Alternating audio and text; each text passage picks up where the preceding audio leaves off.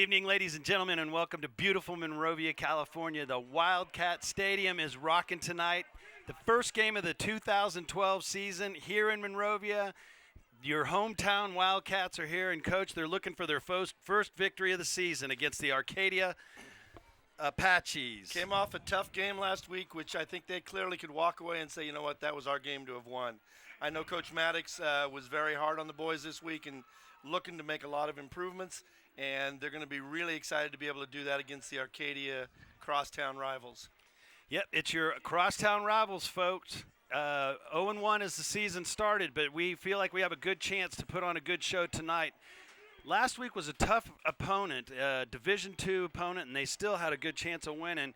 We think we have a good chance tonight, folks. So the coin toss has occurred. Coach, did you get a chance to see? We won the toss, folks, and we deferred, so we will be defending first. So you're getting a special shot inside the booth tonight, folks, a special shot inside the booth. And so it's a little bit hectic and chaotic in here, and I apologize for that. But we're really excited with the second season of this new stadium, and hopefully Mr. Reale and his video production team are ready to give you a great game tonight, folks. Yeah, they're going to give you some great shots, and you want to stay with us all day long. All right, well, we are lining up. The Wildcats will be kicking off. Mason Bryant will be doing the duties. Apaches will get the ball first. We're getting ready to start any minute here, folks. Right to left on your screen. Wildcats will be kicking from the south end into the north. We're going to hope to light that victory M up tonight.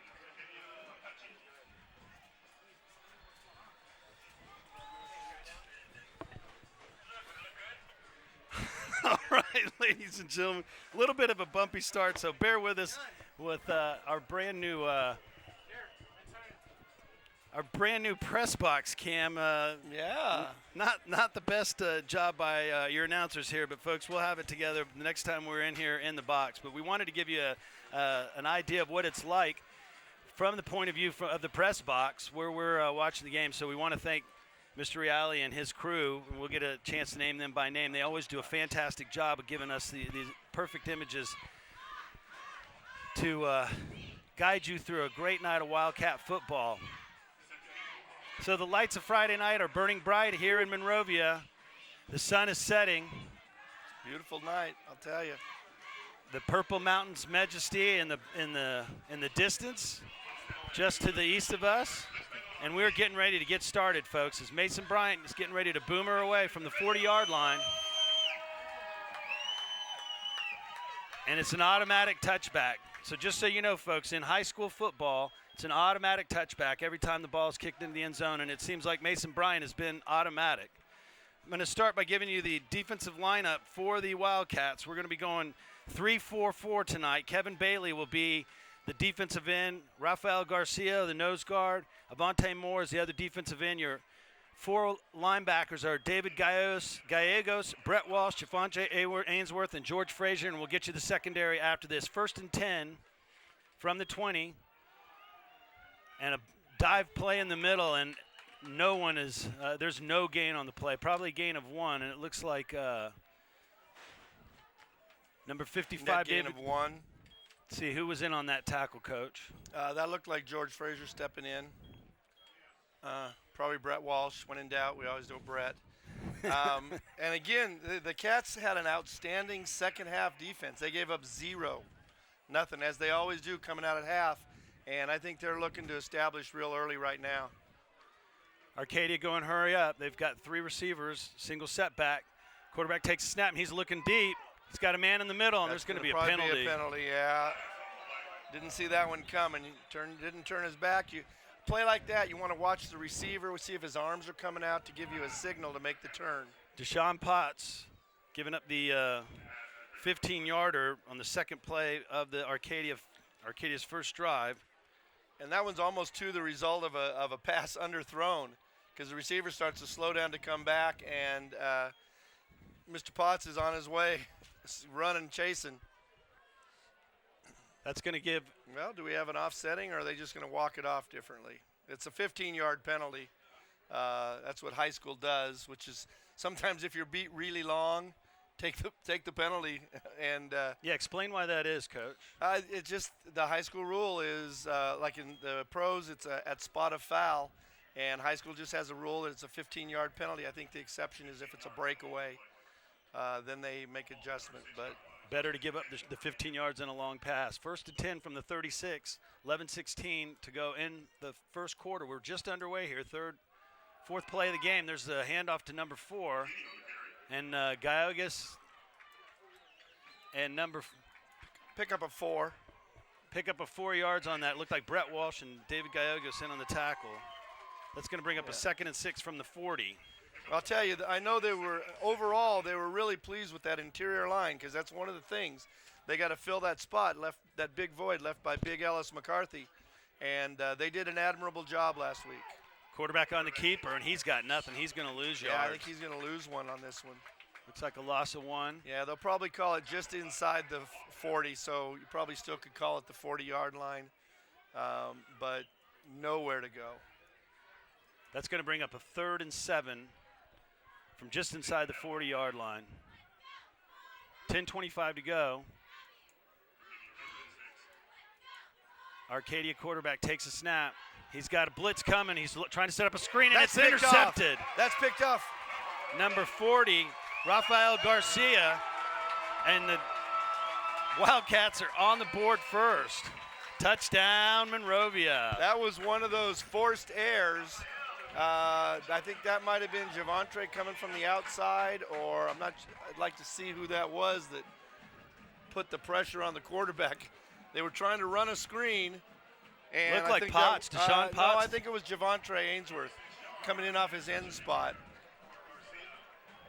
Great job of quarterback pressure causing a turnover.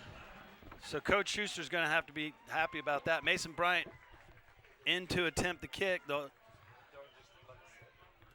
holder will be Darius McLean, and the deep snapper will be Brett Walsh. Yeah, boy, and that was a struggle last week. Brett was out with some cramps, and we've said time and again, this is a 3-man job.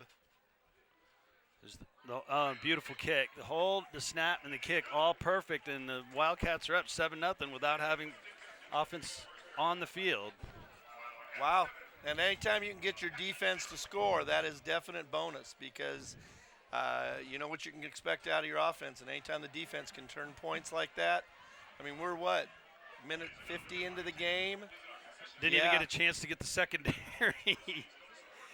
Deshaun Potts, Mason Bryant, Darius McLean, and Anthony Kraft are your starting secondary. They'll be back. They'll be back right after this kickoff, so we'll see. 10-10 to go in the first quarter. Monrovia 7, Arcadia nothing. Defensive pressure coming, causing the interception. A quarterback threw an ill-advised screen pass, and Rafael Garcia was there to eat it up and ramble 40 yards for pay dirt. Those little legs could fly. Barney Rubble looked like kind of on that one running down there. Well, speaking of pressure, the freshmen and JVs did their part to put the pressure on the varsity to make it a triumvirate. Well, we got a flag. Looks like one of our boys is a little bit excited. Yeah, this last yesterday, the freshmen fell early. They were up, and then they were down by 2 touchdowns. Rallied to win 26-10 or 27-20. I'm sorry, and the JVs just leveled the Apaches at their house 56-10. So they're saying, "All right, varsity, step up." So we're going to re-kick it. Looks like illegal procedure was called, or offside. Yeah, I've seen them called both ways, where they go to the hips and then they roll it. Generally, that just means one of the defenders crossed the line before the kicker did. So that's going to move the kickoff back to the 35-yard line. A penalty is worth 5 yards. Again, 10-10 left to go in the first quarter. Score 7-0. Let's see if Mason can put this in the end zone from where he would be kicking from college. Well, he had no problem last week. I think everything he kicked went deep. He just got him inside the line here. Looks like the breeze is a little crosswind here. Got a little This is low a on line it. drive. And this is still not returned. No, it's fumbled and going to be misread. picked up at the 4-yard line by the Apache ball carrier. He's got a little seam to run through. Runs into his own player thank you, and then Arcadia. runs into number 1, Deshaun Potts. Potts with an excellent job of shutting that down, and they keep him inside the 20 to the 15-yard line. It's going to be 1st and 10 from the 15. 15.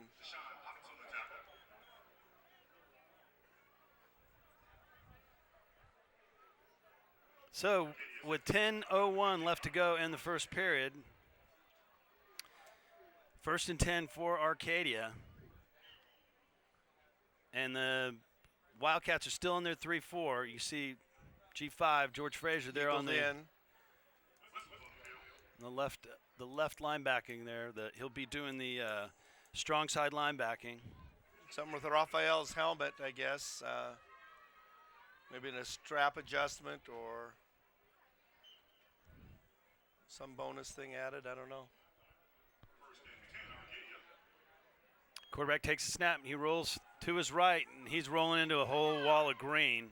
First one to be there is Anthony Kraft with the tackle. It's like a pickup of 2. Pickup of 2 on that. It's going to set up second and 8 from the 17-yard line. Looks like they took him out of bounds, so that'll stop the clock. Clock stops at 9:55.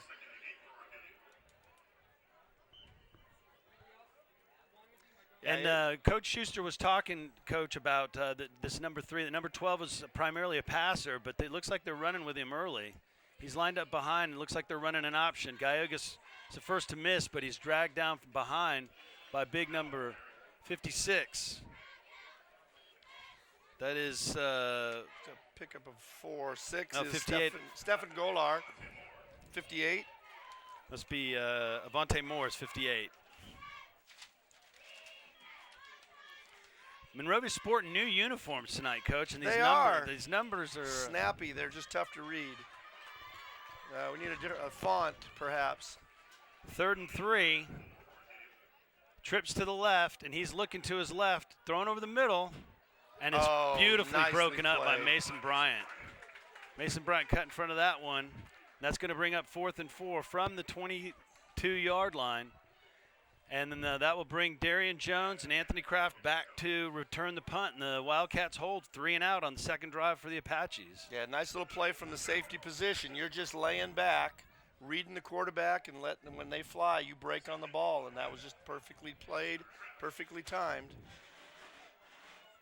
So second defensive stand, not as productive yet, but we've got a punt coming. And we had a big punt last year. Or was it kick return, punt return? We had a big one. I don't know. So again, Kraft deep. actually is the only one deep, not Darian Jones. Short kick. Watch out. Watch out. This one is going to be down at about the 49-yard line. The 50, yeah. Yep, looks like the 49-yard line. About a 25-yard punt. You got to like that. And the Wildcat offense getting ready to go from Arcadia territory. Your starting lineup for the Wildcats. You've got left tackle Isaac Miravet, left guard Kevin Bailey, center is Adrian Maldonado, while Will Thorne nurses that broken arm. Josh Cano and Matt Norman round out the offensive line. You're going to have G5, George Frazier in at tight end. Mason Bryant, Anthony Kraft are going to be your wide receivers. Blake Hayworth, the quarterback, and Javontre Ainsworth is the running back. He gets the call right here, and he's got room to run. He's breaking out to the outside. He's to the 40, 35, and lowers his shoulder and keeps going down to the 33-yard line. That was about a 15-yard gain. 15-yard gain for Ainsworth, and a great first start for the Wildcats. 16 yards on the carry for Ainsworth, down to the 33-yard line, and the clock winds. 1st and 10 with 8:54 to go in the first quarter. And we talked, Coach, coming in this year that running back was a question mark, and right there, Javontre Ainsworth has seemed to be answering it. Well, and last week was one of those rare ones where they passed more than they ran. And we felt that was because they're trying to figure out what our running backs will do. Hayworth with the 3-step drop, doesn't find anybody open. He squirts through, and he carries down for a first down. He's all the way down to the 18-yard line, a gain of 15 yards. Hayworth showing that he's flight of feet. Everyone thinks he's more of a pro-style quarterback, but he definitely has the ability to make something happen with his feet, Coach. Fleet of foot. Fleet of foot. Toy boat. Unique New York. Goodness gracious. A rough start here in the booth tonight, folks. The 4-day work weeks. I'm telling you. Fortunately, the offense is not struggling as we are. Yeah. Nor is Tom Rowley's class. No, but thank goodness. They're giving you good pictures. Jacob Bueno. Little dose of Bueno. Gets outside, gets down to about the 21-yard line, it looks. A gain of 3. Looks like about the 16 because they're going in. Sorry. It's okay. 16-yard line. Gain of 3 for Bueno. That's going to bring up 2nd and 7. 7:40 left to go, and Cats inside the red zone.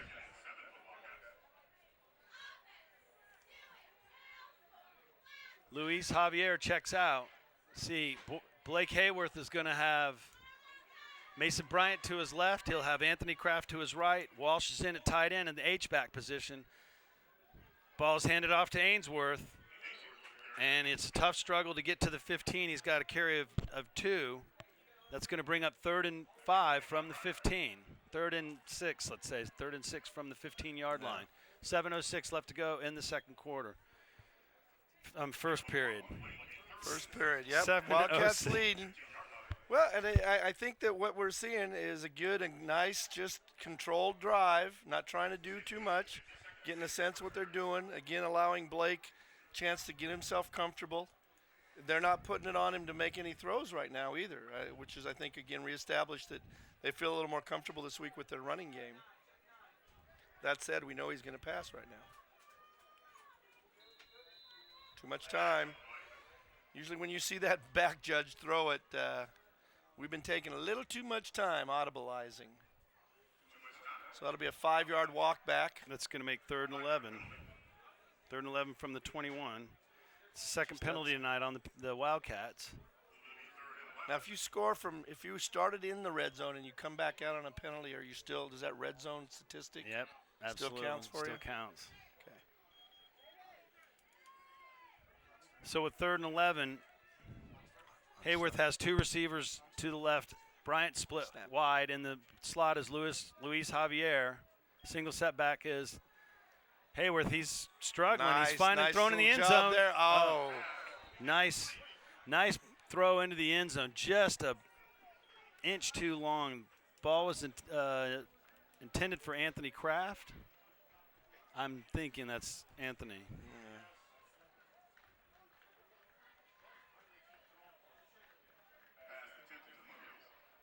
No, that's Javier. Luis Javier. Yeah. So Mason Bryant's going to come in and attempt a 36-yard field goal from the ball will be set down at the 27. I'm sorry, it's 27. It'll be a 37-yard field goal.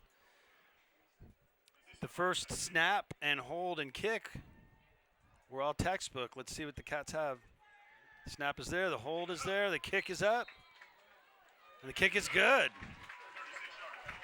Well, and an interesting observation. I know last week Mason was using the block for kicking, and as I understand it, he'd kind of been practicing without it, the block being the small rubber disc that they put on the ground to give a little more elevation to the kicker, and he's not using it tonight, and he certainly is having some instant success with that. Kickers are a strange mindset that way. It's like a softball pitcher or those. It's like that ball feels a little rough. Baseball pitchers, give me another ball. So we've got 10-0. Cats lead. 6:20 into the first quarter. Mason Bryant with the kickoff. Yeah, we'll and go it's to the in the end end zone. zone. It looks like he was That's trying out of the end zone. Trying to get another 3 points. That should be like Australian rules football or Canadian football. You pick up a point if you're able to kick it that deep. I think it's time for a change of rules. I'll run that out to the CIF and see how that works. Yeah. I'll get back to you on that. Okay, folks, 6:20 left to go in the first quarter. Your score is 10-0 in favor of the Monrovia Wildcats. They're playing the in-and-out game. Is that what it's called, Coach? This is the in-and-out game. This is for bragging rights to go into in-and-out, and you get to go first in line if your team won. Third possession of the night for the Wildcats. Are starting at their own 20. Quarterback takes a snap. Looking over the middle. Ball is overthrown. Looks like Mason Bryant was on the coverage. But, Coach, it looks like the Arcadia receivers are able to get behind. Yeah, they've been able to get behind a few times. They're getting long, but the thing is they're under such pressure. Brett Walsh laid a lick on the quarterback there just as he released it. I think the Wildcats are selling out a little bit, putting the pressure on their backs to make the coverage, and that the quarterback's just not able to make the fine throw that he needs to because of the pressure. Coach Schuster said he was going to put 7 in the box and force their running game to beat him. They didn't think that the quarterback could beat him with his arm. Again, he's looking. He's got a play over the middle, same play. And again, nothing there. On that one, Jordan Nathan was on the coverage that time, number 16.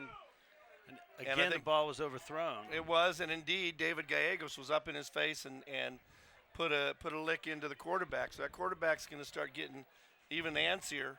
And he'll either be throwing it, and that's what he's doing. He's getting rid of that ball.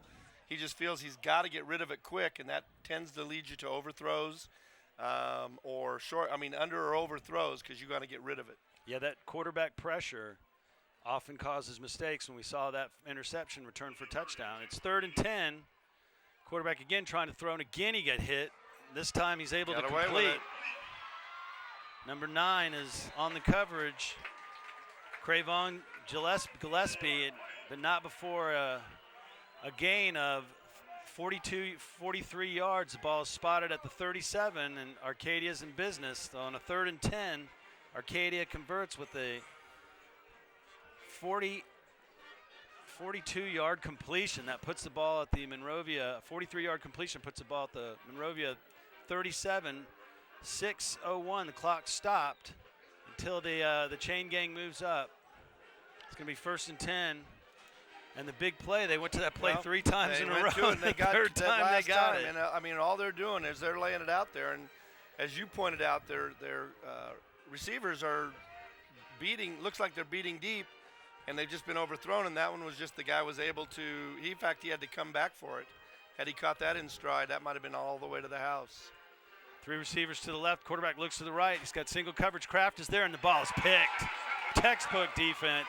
Anthony Kraft returns the ball back to the original line of scrimmage at the 37.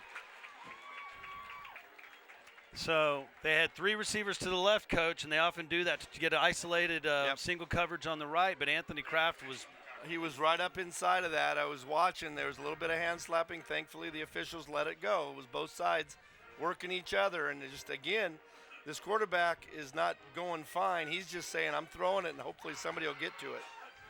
And this time the Cats closed it out. Anthony caught that and returned it, how far did you say, about 22 yards? Yep. To the 37. There you see Anthony with that play all the way. 1st and 10.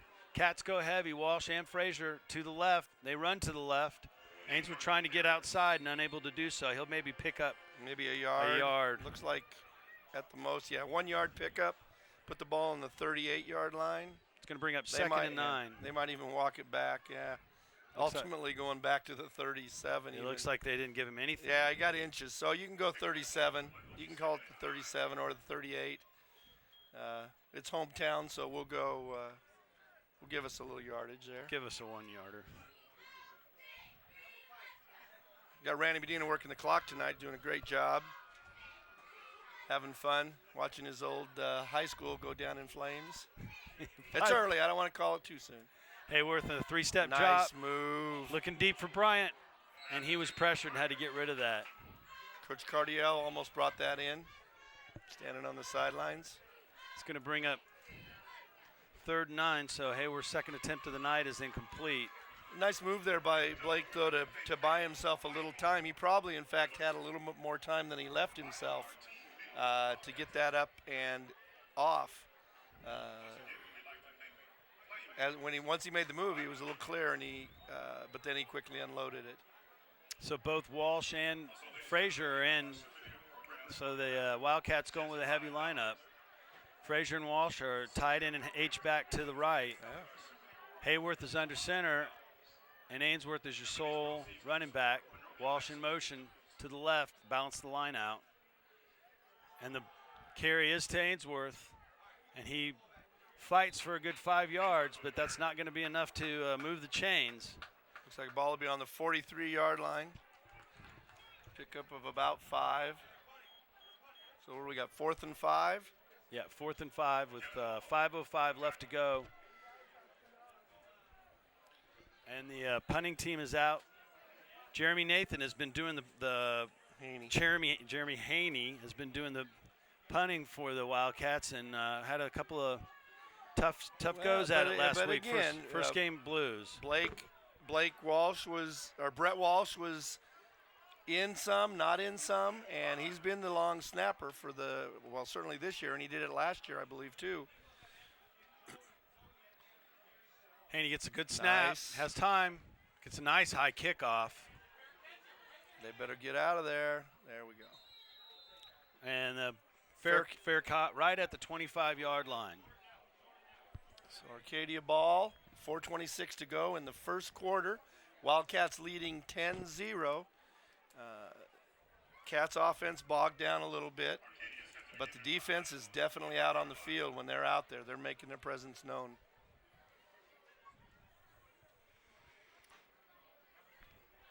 We'll see in the second half, too. That was something that the Cats had to deal with. They had a number of kids cramping up, but I know they were very proud of their linemen because the linemen had no problems.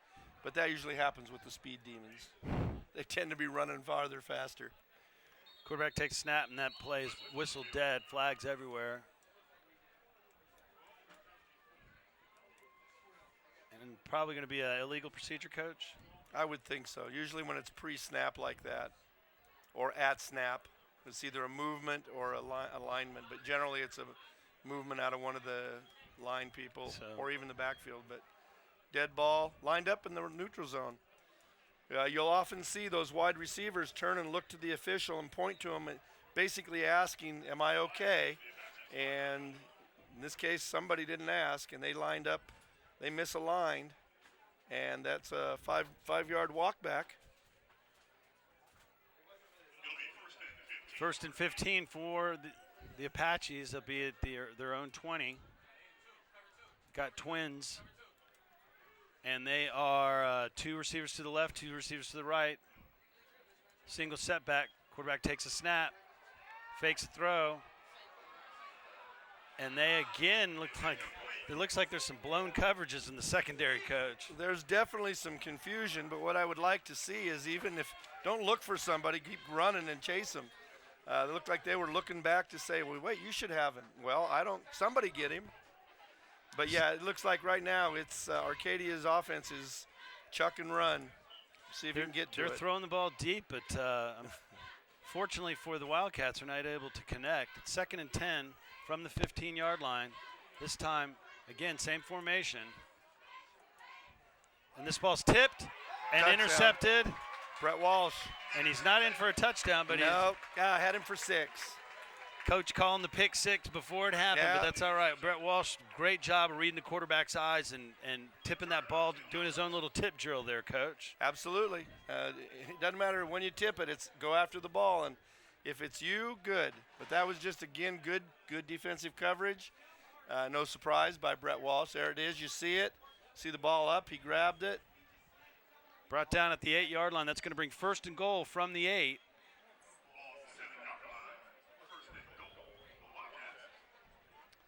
And I imagine you're going to see Dosa heavy, but yeah, Ainsworth is in at fullback, Jacob Bueno in at tailback. And the Wildcats going heavy except Mason Bryant, split receiver, Walsh in motion. Handoff comes to Bueno. He's fighting up the middle, Nice. Puts his head down, gets to about the 3-yard line, a gain of 4. That's going to bring up a 2nd and goal from the 3-yard line.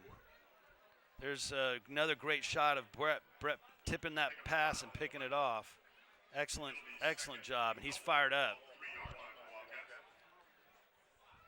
Rotating him out. Bueno coming out. Yep. Darian Jones going in.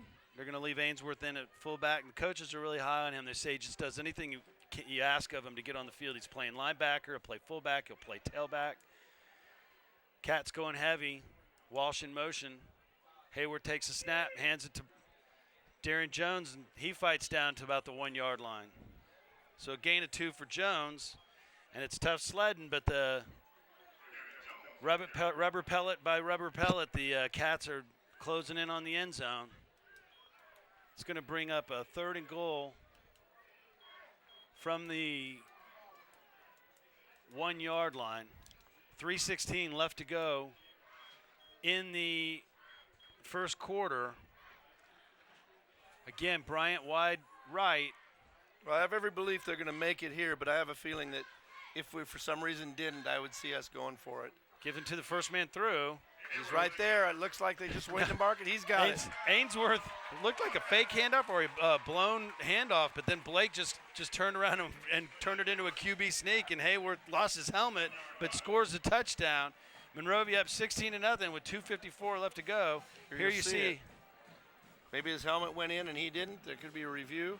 Yeah, it looked like there was some sort of miscommunication. I think Arcadia had just got a good penetration, and it caused Blake to adjust, and he did a great job. And the line had done their part and pushed that out. Wildcats score, pending the extra point.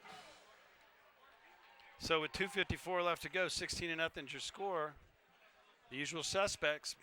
Bryant kicks, and it is good. It's 17-0, and the frustrations of last week, even though they played well, seemed to be and lost. The frustrations are quickly being washed away in a 17-point first quarter. Well, Coach. You've got 2 scores off of turnover. Actually, yeah, three scores. All 3 scores as a result of a turnover. No, I apologize. The field goal was off a punt. So Anthony Kraft's interception led to a punt. So they did only score the 2 touchdowns off of turnovers, but still. Well, following a turnover, though, wasn't it? Yeah. That's spin. Whenever you it's an election year. We're putting spin on everything. It's always a great thing to take advantage of turnovers. And that, you absolutely have to. 17-0 with 2:54 left to go in the first quarter. Here's a line drive kick. This is going to be returnable. It's fielded at the 5. Everybody's got their gaps.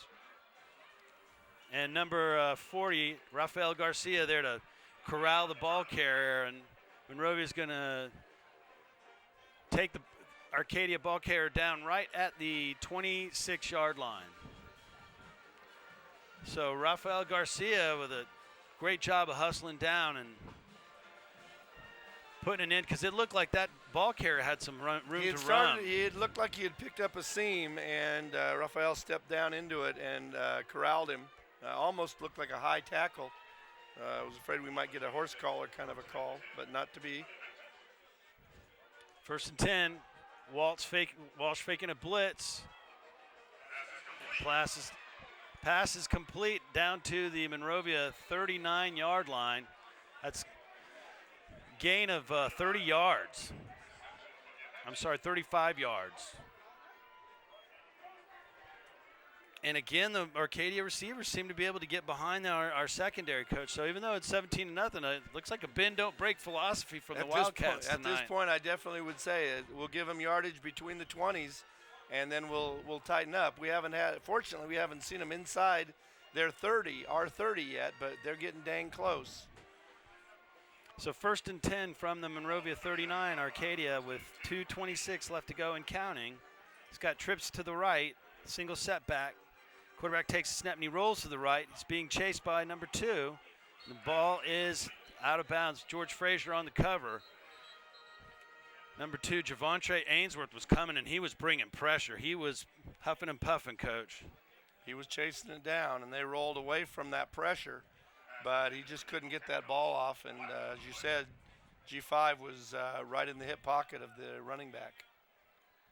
So that's going to bring up 2nd and 10. The clock stops with 2:16 left to go in the first quarter. Again, Arcadia on the Monrovia 39-yard line. Looks like we got a penalty, a defensive hold on Monrovia.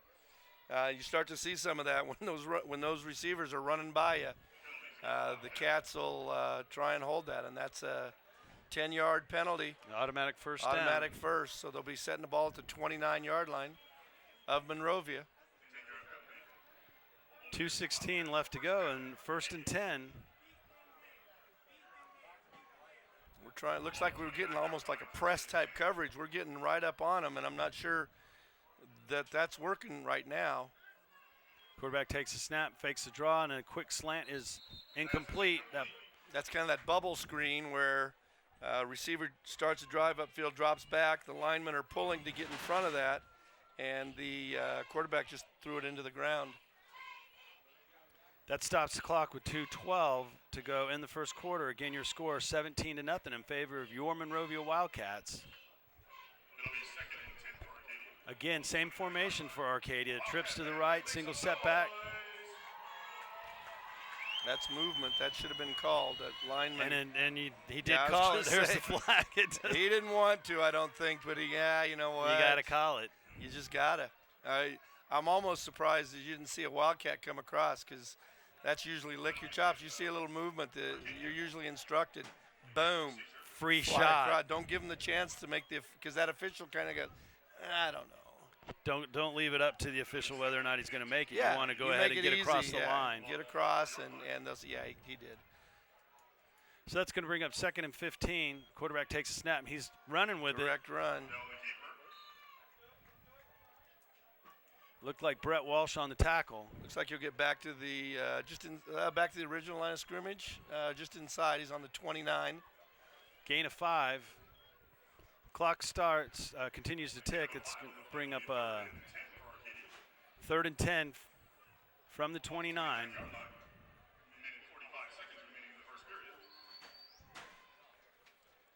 And Arcadia's looking and see what they got. I think it's, all right, let's throw long. Okay, you're the bottle cap, you're the broken glass. Go. Quarterback takes a snap, rolls his right. Ainsworth bringing pressure and gets him this You time. don't have the time to do that. Javontre Ainsworth. Having a real good game early. Excellent job of getting to the quarterback. A sack for Ainsworth. And that's going to bring up 4th and 12. And they don't look like they're bringing the punt team out. Now they're coming. It might be a field goal. It'd be a 49-yarder. We'll see. 4th and 12 from Arcadia the 32. They usually have good. Their soccer program's usually intact, and well, they are going for it. Sure. 49-yard attempt, trying to get on the board. 46 seconds left to go in the first period.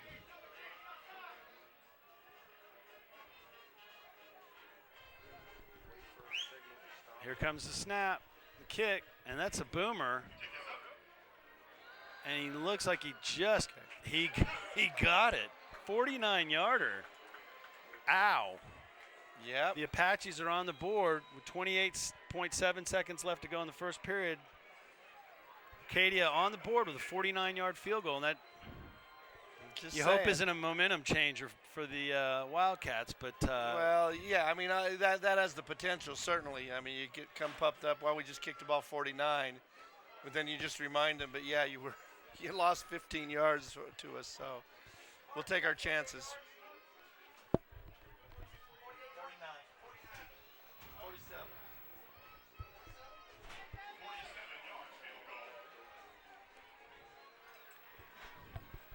Okay, back to Apparently receive. it was only a 47-yarder, so they don't get anything.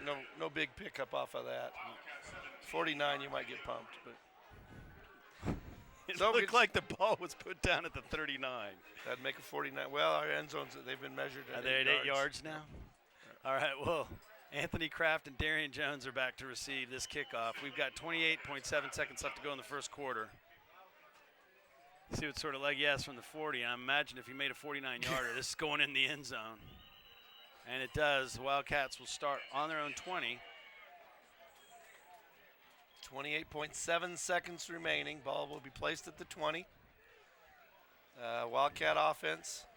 4th drive of the night. Really? 4th? Wow. Yeah, it's 4th drive of the night. 4 drive in the first quarter. Yep. Mason Bryant split wide to the left. Luis Javier's in the slot. Looks like they're going 4 receivers. That would put Gillespie in the slot right, Anthony Kraft wide right, Hayworth in the shotgun. Here comes the jet sweep. Yep, He's got some room to run. Gillespie's running. He's still on his feet. Fumbles the ball, but not before a gain of 18 yards. Gillespie doing a great job of covering up his fumble, but Gillespie came in motion, and that jet sweep was there all the way. Well, that was an interesting thing. I was of the understanding that if a player loses his helmet, that can stop play. And one of the Monrovia Cats had his helmet pulled, but no call was made. 1st and 10 from the 38-yard line. Hayworth under center. Bueno the setback, and Hayward gets tripped up. Yeah, there was either penetration, or a lot of times what you'll see is the lineman steps back and steps on the quarterback's foot. So we'll need to see. Maybe we can get a shot of this if we get a replay. A lot of times you'll see the guard take a step back, and he'll step right on the quarterback. They seem to have some penetration there, but that'll bring us to the end of the quarter. Want to try to hold your block to avoid that penetration, but there's one in the books, folks. 1 quarter down, 3 quarters to go. Your score 17-3.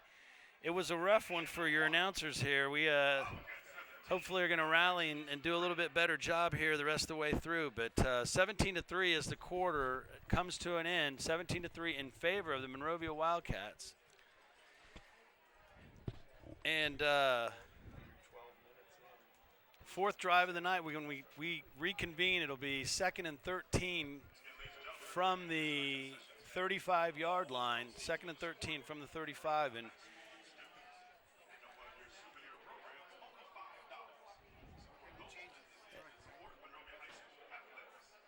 we're about ready to get underway here, folks, as the Wildcats are heading across to their end, the other end of the field. We're switching sides here. And Coach, again, what was the JV score? JV score 56-10. It was nip and tuck until just shortly after the referee unfortunately went down. Very was scary stung moment. by a bee. Scary collapsed. Time was held. Fortunately, from what I've understood, he is back up and around. I think he's on the field somewhere tonight. So. Yeah, more than likely. More than likely. Those guys do yeoman work. 2nd and 13. Hayward takes a snap, looks to his left, and he's got a receiver, and a great move by Mason Bryant. I don't think anyone's going to catch him. No, sir. To the house, 65 yards. What a wonderful move by Mason Bryant to beat the one-on-one coverage with Mason Bryant's not too advisable. And that's what that was. That's that classic case of you put a cornerback out on an island and he's either make or break, and with a little shake, see Mason Hayworth did immediate, just a quick pitch and catch makes the cornerback miss, and they're not going to catch Bryant. No, he's just too fast. We'll have to see if that took anything out of his leg, though. Play like that, you might have a little struggle with his leg, you think? He's trying to catch his breath before he lines up for the kick. See how he does with the 65-yard touchdown run and the PAT afterwards. Walsh on the snap, McLean on the hold. There's the kick, and nothing doing. No problem at all. That ball only weighs a few ounces. I think John McKay used to say that. So, 4 plays, 80 yards, and the Wildcats jump out to a 24-3 lead. Hayworth now 1 for 3 for 65 yards. Not bad. Not bad. I wonder what that QB rate, and a touchdown. I wonder what that QB rating is. I can't quite figure out QB ratings anyway. I You just need know to the take a quarterbacks I calculus have never class. have a very high one. 24-3, first play of the second quarter. Your Wildcats score big, quick strike. Bryant set to kick off. I wonder if there's a record on the books for consecutive touches like that. You got a touchdown, then the extra point, then Then he's the kicking kickoff. off. Now if he were to get an interception and then another touchdown, that'd be We'd be honest. I mean, consecutive runs, that's one thing, but this is some different touches. All places, it's well, We'll that look that athleticism is something that Division I schools are taking notice, folks. And the referee's going to let him bring that out. I'm surprised. But must have lifted his heels, and he wasn't standing in the end zone. It's like number 22, Jeremy Haney running down and making a good job of getting that tackle. Return of 27 yards. It was right at the goal line, but it looked like you said. It looked like heels in, and I thought it was once it's in the end zone, but we saw that last year in one of the playoff games where the kid took a step deep and then took off, and they allowed it. 11:42 left to go in the first half. 24-3 is your score. Arcadia with the ball, 1st and 10. Quarterback takes a snap. He's going to flare it out to his running back, and looked like a block in the back, but I guess I think the receiver did a decent enough job in laying off of it. Pulled his hands up. Was able to gain up to the 31-yard line. That's a gain of about 4 yards. McLean. 2nd and 6. Well, he did a good job of closing on that and forcing the runner back inside where the pursuit came. So 2nd and 6. Clock ticking at 11:07. Quarterback hands off, and Brett Walsh in there is no gain, or gain of 1. Brett Walsh again in there. Okay, you don't have to yell. A rare run by the Arcadia Apaches. They've been throwing the ball all around the field tonight. It's going to bring up 3rd and 5 from the 32. 10:40 left to go in the second quarter. Arcadia with 2 receivers to the right, single receiver to the left, sole setback. Quarterback takes a snap. He's looking to his right, and he's got pressure. He sidesteps the pressure and runs into his own player, and he's going to be short, wrapped up. Is there a flag? No, we had a little extracurricular there between Wildcat and Apache, and just got to stay away from that. Number of Wildcats in on that tackle, but bottom line is that they're going to be short. So Wildcats doing a good job of getting pressure up the field. The quarterback able to score through, but they were able to hold him and keep him from getting the first down, Coach. Yeah, they're doing a good job of contain. He's really not got a lot of space to go, and they're keeping somebody eyeballing him from the inside along the line of scrimmage. 4th and 3 from the 39. Here comes the punt. It's away. It's a pretty good one. It's away from the kicker. Away from the return man. It was Anthony Kraft. Anthony doesn't have a chance to return it, and it falls dead at about the 26-yard line. That's where the Wildcat offense will go to work on their 5th drive of the night, up 24-3. The Wildcat defense with their 2nd 3 and out of the night, Coach. Yeah, they're playing. They're well prepared for whatever it is they're bringing. I know you're talking about they were thinking they might throw, and they've been throwing it, and they're really not. They're not even saying we're going to try and run it almost. And another thing that I like seeing is right now the special teams have certainly shown a dramatic improvement. They're getting away from short punts. They're doing a good job of getting out on the field and making things happen. So obviously that was a little bit of focus this week was let's get our special teams in line. Twins formation. Here comes Gillespie in motion again. The time it's faked the handoff to him, and it's given to the running back, who is Ainsworth, and there's a penalty penalty inside. coming in. Somebody giving the business in the puddle there. So we're going to see if this – it looks like it's against Monrovia. Yeah, he does look like he's prepared to walk it our way. So the preliminary signal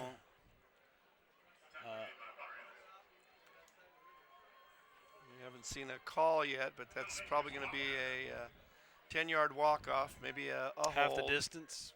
Is it a hold or holding? You're right. It's so a hold. 10 it's yards. 10 yards, and they'd have to be inside the 20 to go 20 half to the get distance. for a half, right, or a major penalty.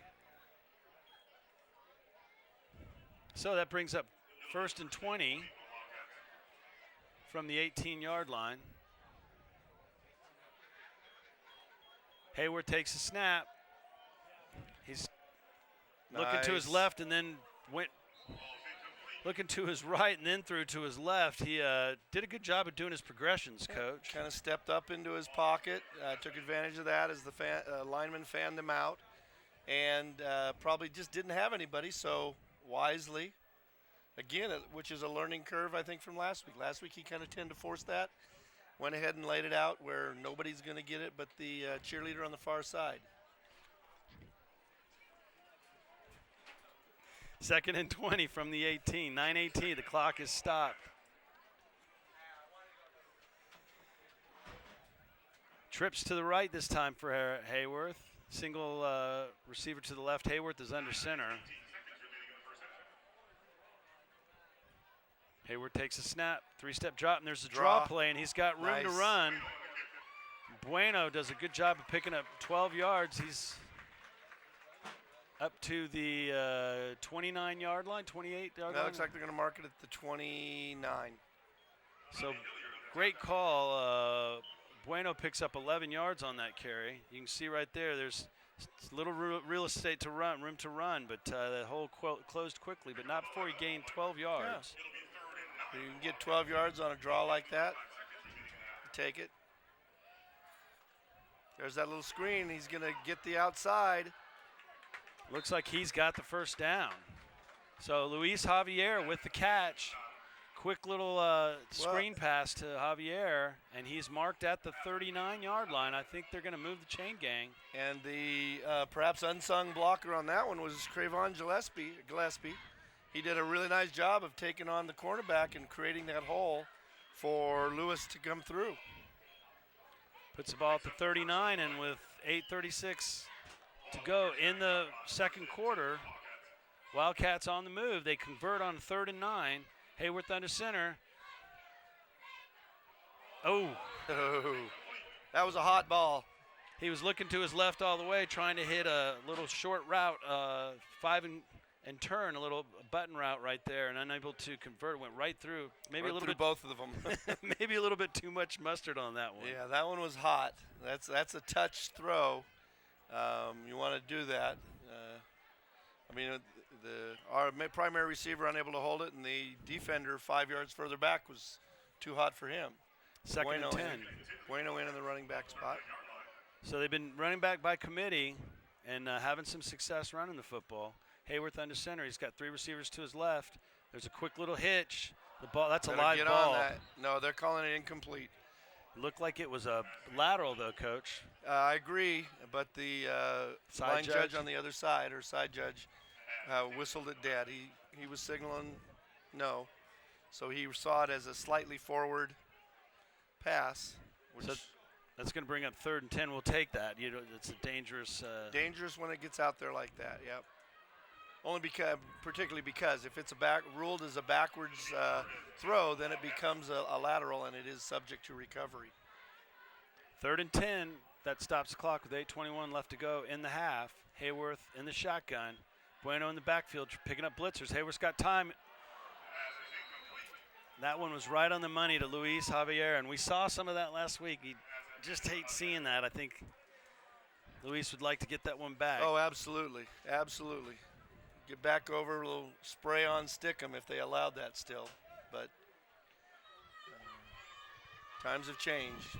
8:17 left to go in the half, and the drive stalls for the Wildcats. They're going to be punting from their own 39. Haney into punt. His last one was a good one.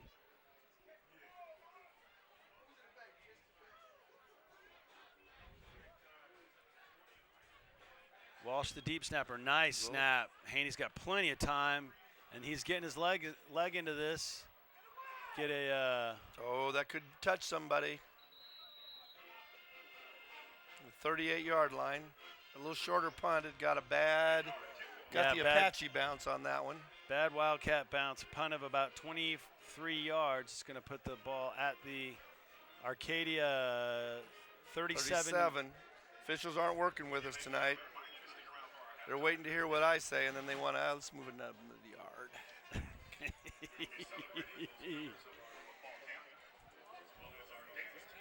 Well, the man to your left seeming to be, he's doing a great job of spotting up. He's doing a lot better than I am. First and 10 for the Apaches. 8:07 left to go in the first quarter. 24-3 is your score. Monrovia up. Here comes G5 with some pressure. And the quick out is complete up to the 48-yard line. That's going to be a first down for the Arcadia. Just enough for a first down. Gain of about 12 yards. So we'll stop the clock. We'll see if they ruled him out of bounds. I mean, it looked like he caught it and flew out, but we'll see. Yep, they just set the clock. It stopped. They got it out of bounds. That was something that the Cats did a wonderful job of last week. Moving down the field with 27 seconds, 17 seconds. And they're just getting the chains to move. They're holding up for the chain gang. Yeah. Chain gang doing a yeoman job. Byron Greer, Buddy Bryan, Jeff Ferguson, and Mr. Spring out there. We've got about 200 years of experience. Absolutely. It's not their first game of the season, that's for sure. Not their first game of the season. Well said. Here comes some pressure. Walsh is coming. They got man coverage, and that ball. They're going to call flag. Probably a bar or a bump as the throw was up. McLean out there on an island, and again, that's not necessarily that bad. Overthrown. Probably not a bad penalty to take. I'm sure he didn't think it was a penalty. It's going to put the ball on the Monrovia 37 after a 15-yarder. Yeah, 15-yard. There'll be a 15-yard walk-off. It looked like he turned around when the ball was in the air, but yeah, I think as he did, he looks like he may have lost a little bit of his, not balance, but positioning, forcing the receiver either out of bounds or off his route, and that's what they're going to look for.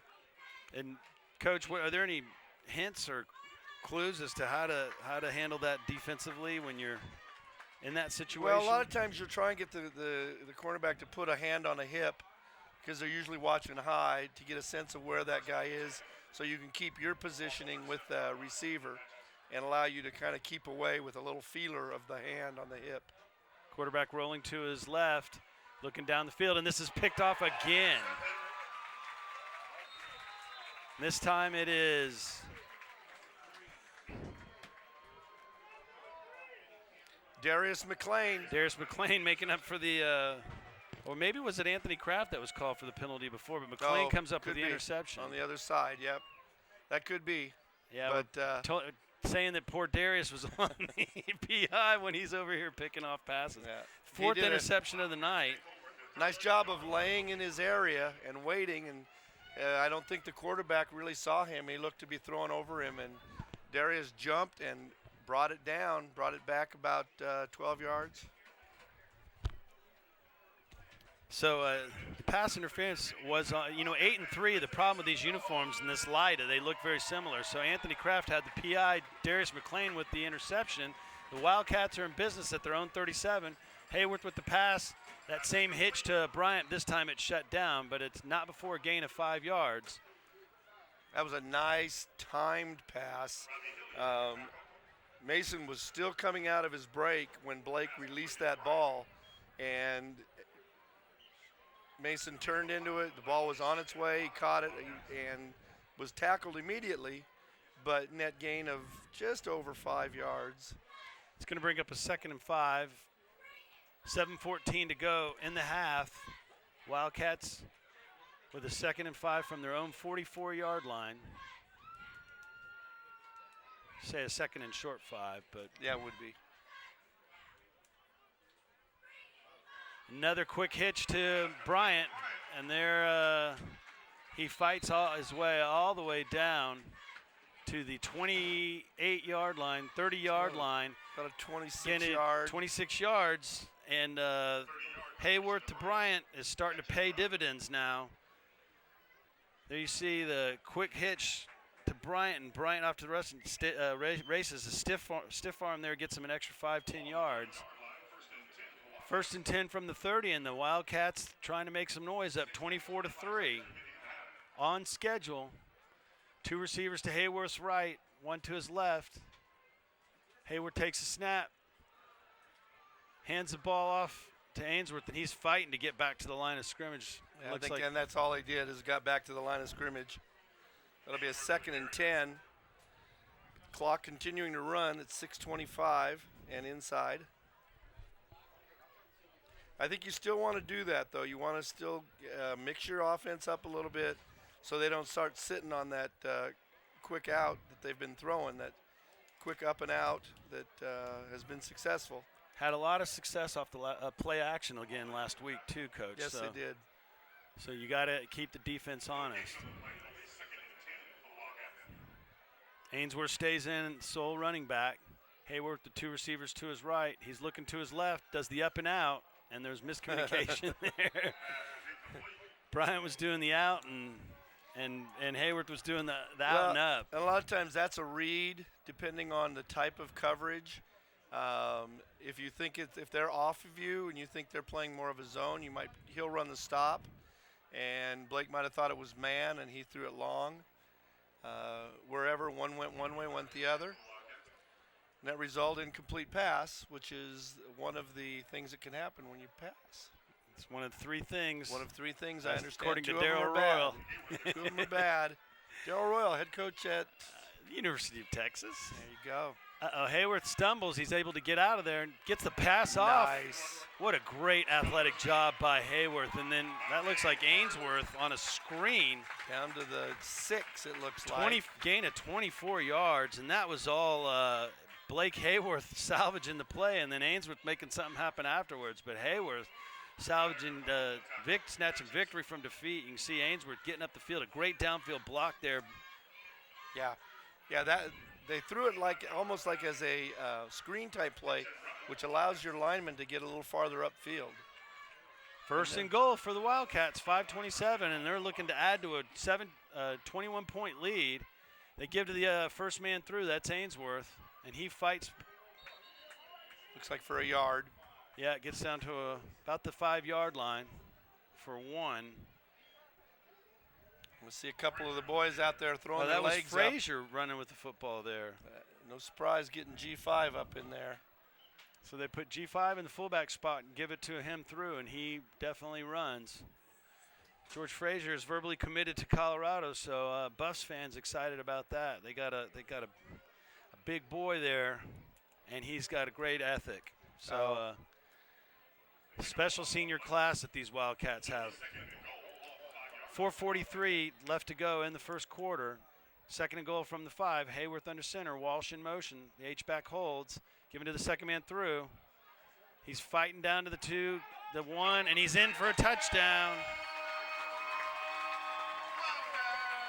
And that's Darian Jones. Darian Jones with his second carry of the night, and he's in for a touchdown. And that had great second effort there, Coach. Absolutely. They blocked him about the 2, and he continued to drive. And that's, for you kids at home, running backs, when they hit you, you got to keep the legs moving, because if they allow you to keep moving the legs, you got the advantage.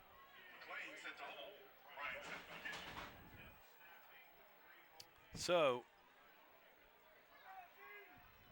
with 4:28 left to go, bobbled snap, but McLean does a great job. It was a poor low snap, and McLean wasn't a bobbled snap. It was not a very good, not a bobbled snap, but a low snap. Right. McLean picks it up, and the Mason kick is Bryant good. Making a good job of adjusting, because he starts his motion and then had to reset quickly and then got it up and over. So with 4:28 left to go in the first half, it's been all Wildcats, folks. So Arcadia has a field goal. they do have 3. It's 31-3. We don't want anyone coming our way thinking they didn't do something out there. Woo!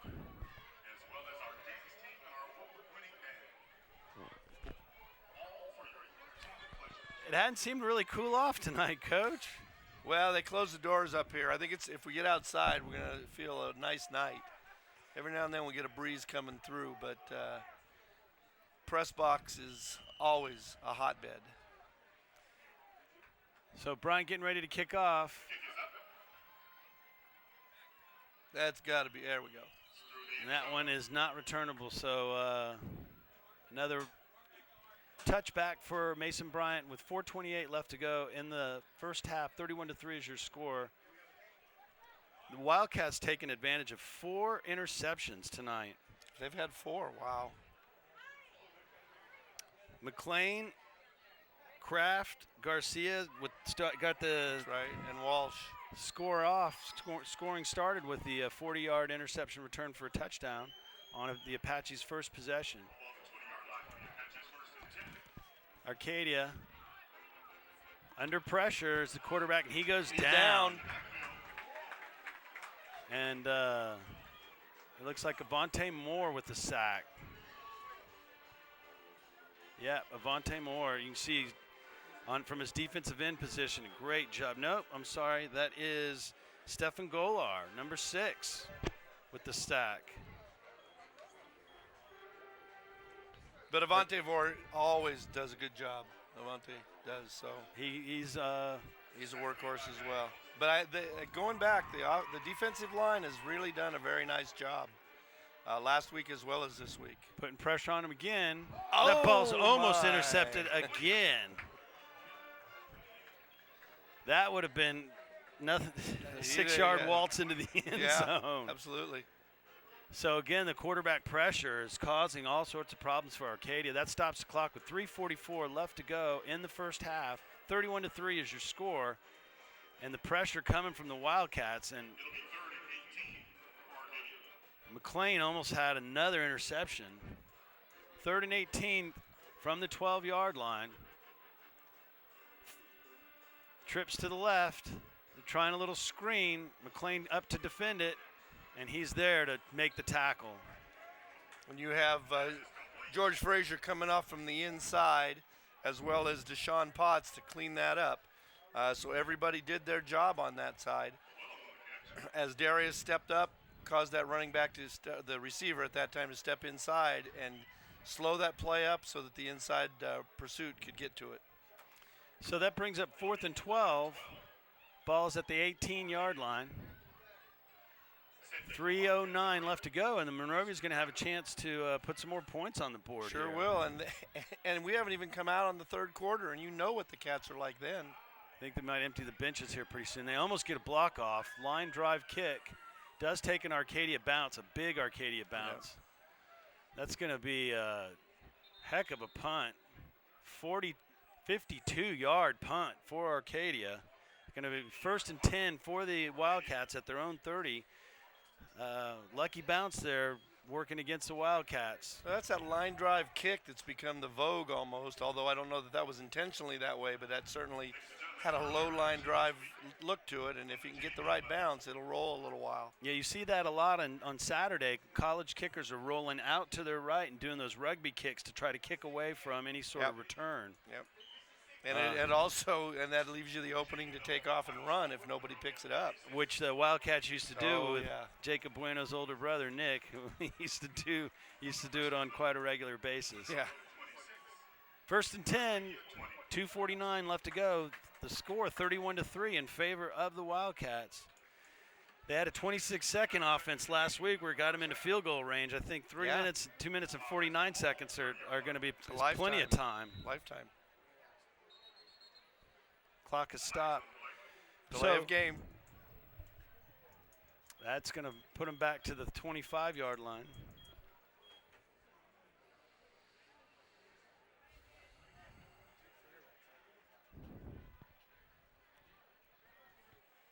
First and 10 from the 25.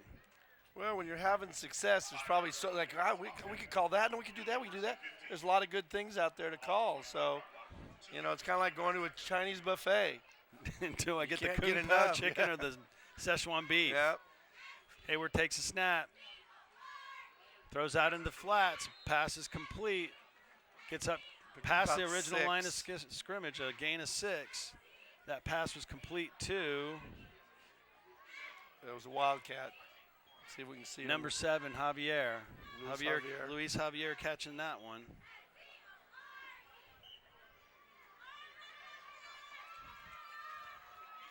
So that's going to bring up a 2nd and 9 from the 31. Hayward takes a snap. He's looking over the middle. And again, putting a lot of mustard on it. That ball was intended for Gillespie. Blake throwing with some authority. That's going to bring up 3rd and 9. Octavia Spencer's checking in, number 21, and Gillespie's going to check out. Got Kraft and Spencer to the right, along with Luis Javier in the slot. Bryant's to the left on the line. The single setback is Ainsworth. Hayworth in the shotgun. He takes a snap, and they're going to be a little penalty bit of on movement this. down inside there. So another 5-yard penalty.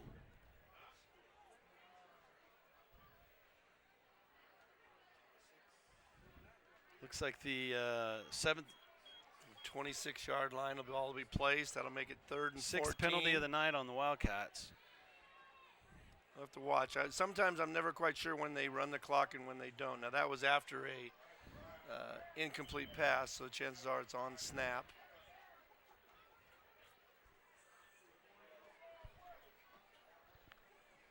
So 3rd and 14 from the 26-yard line. 2:38 left to go in the first half. It's been a dominating performance by the Monrovia defense with 4 interceptions, and the offense has answered the bell, scoring. Hayworth is going to have to run. He's trying to get rid of it. Squirts through, and you got to be careful, Blake. We don't need you hurt. Gets the ball up to the 30, about a gain of 4. Yep, back to the original. That'll be 4th. Now take your time. Yeah, Blake. It's okay to slide, brother.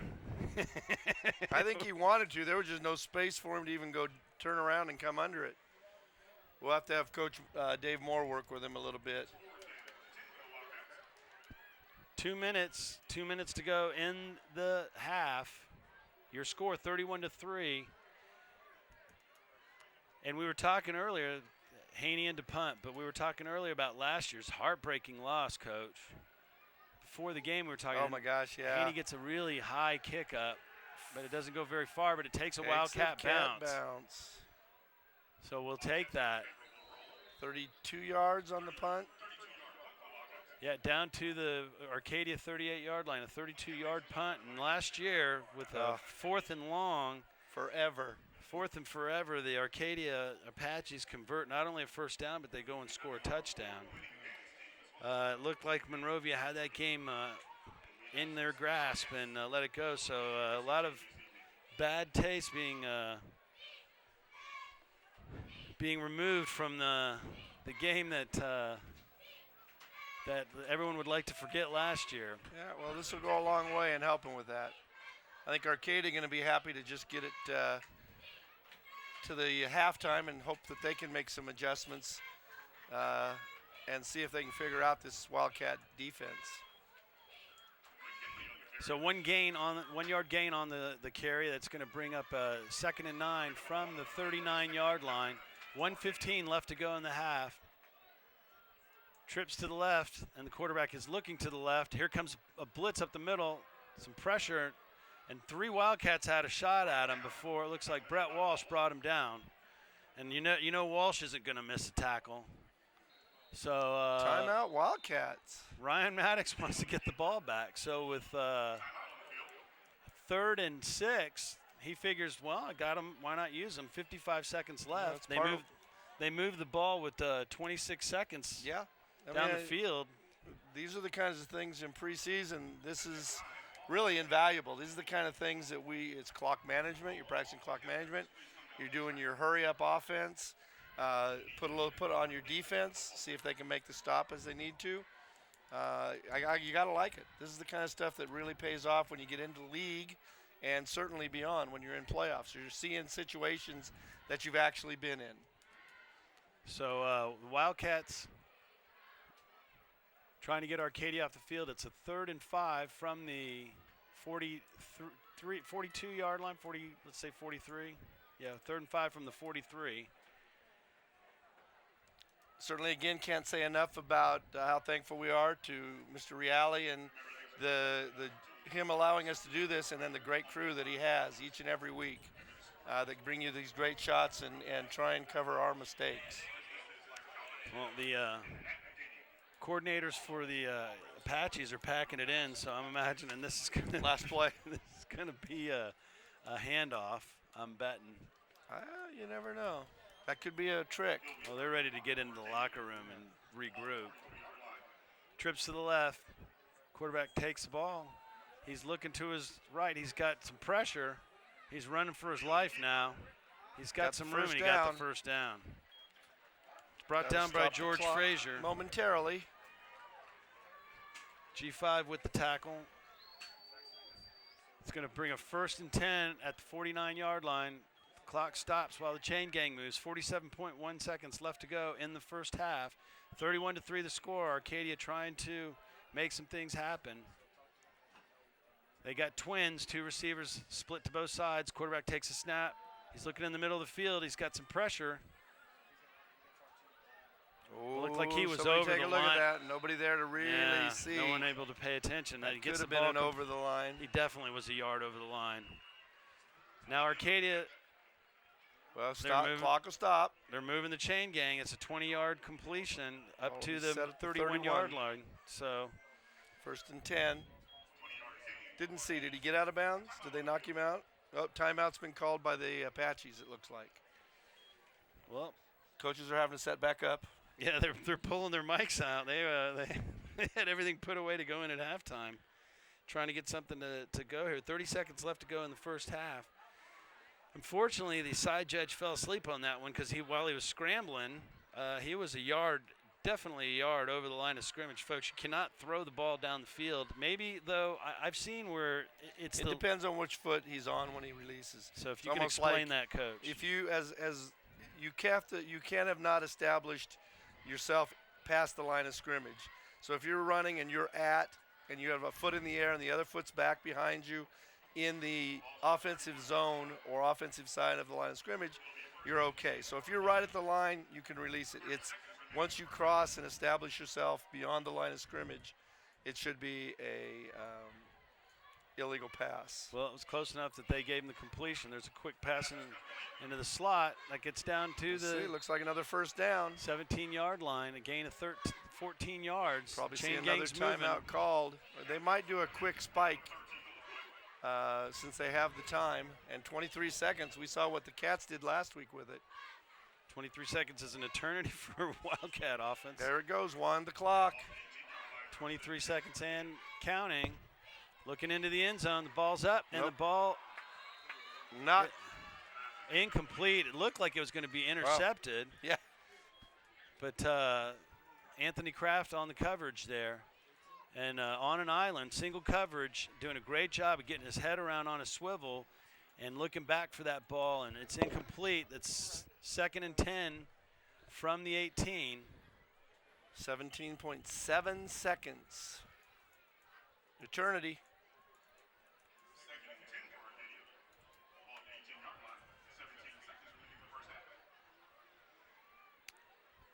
Quarterback takes a snap, rolls to his left, steps up, is thrown into the end zone into traffic.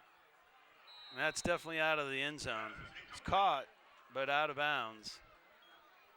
That's going to bring up 3rd and 10 from the 18th. 11 seconds left to go in the first half.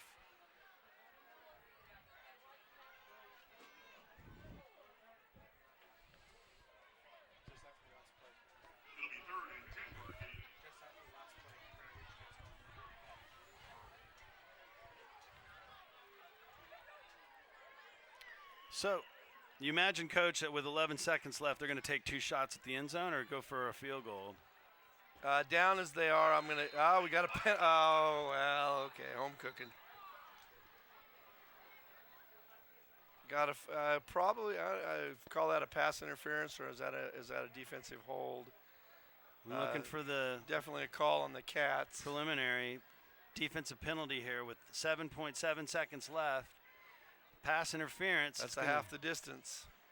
Half the distance from the 18. That's an automatic first down, isn't it? But that would be automatic first down on the 9. But it's a matter of time now. I don't. 7.7 seconds. You got about 2 plays. You do have have the end zone for 2. Again, I have to say you got an Arcadian alumni on the clock, so it's going to be hard here. We'll see. Yeah.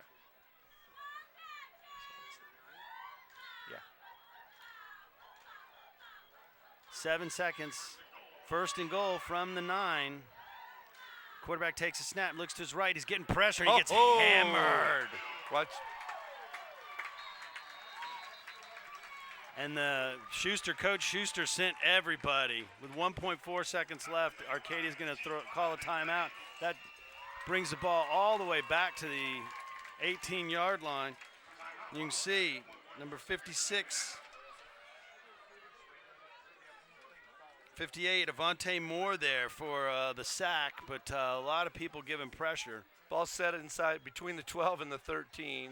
Check that, the 17 and 18. So I think since it's Arcadia, we should call it the 18. So now with 1.4 seconds left, do they kick a field goal or do they try to? No, you're down 31-3. Field goal doesn't help. Yeah, you. You've already broken the zero schneid. You're off the shutout. So got 1 you're second gonna go to for it. Yeah, throw you're it gonna in the end zone.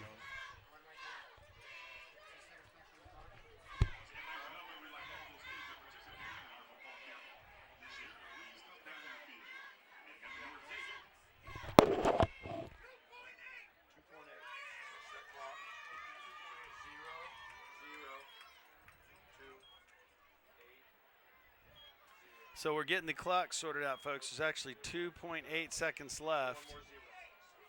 2.8 seconds left to go in the first half.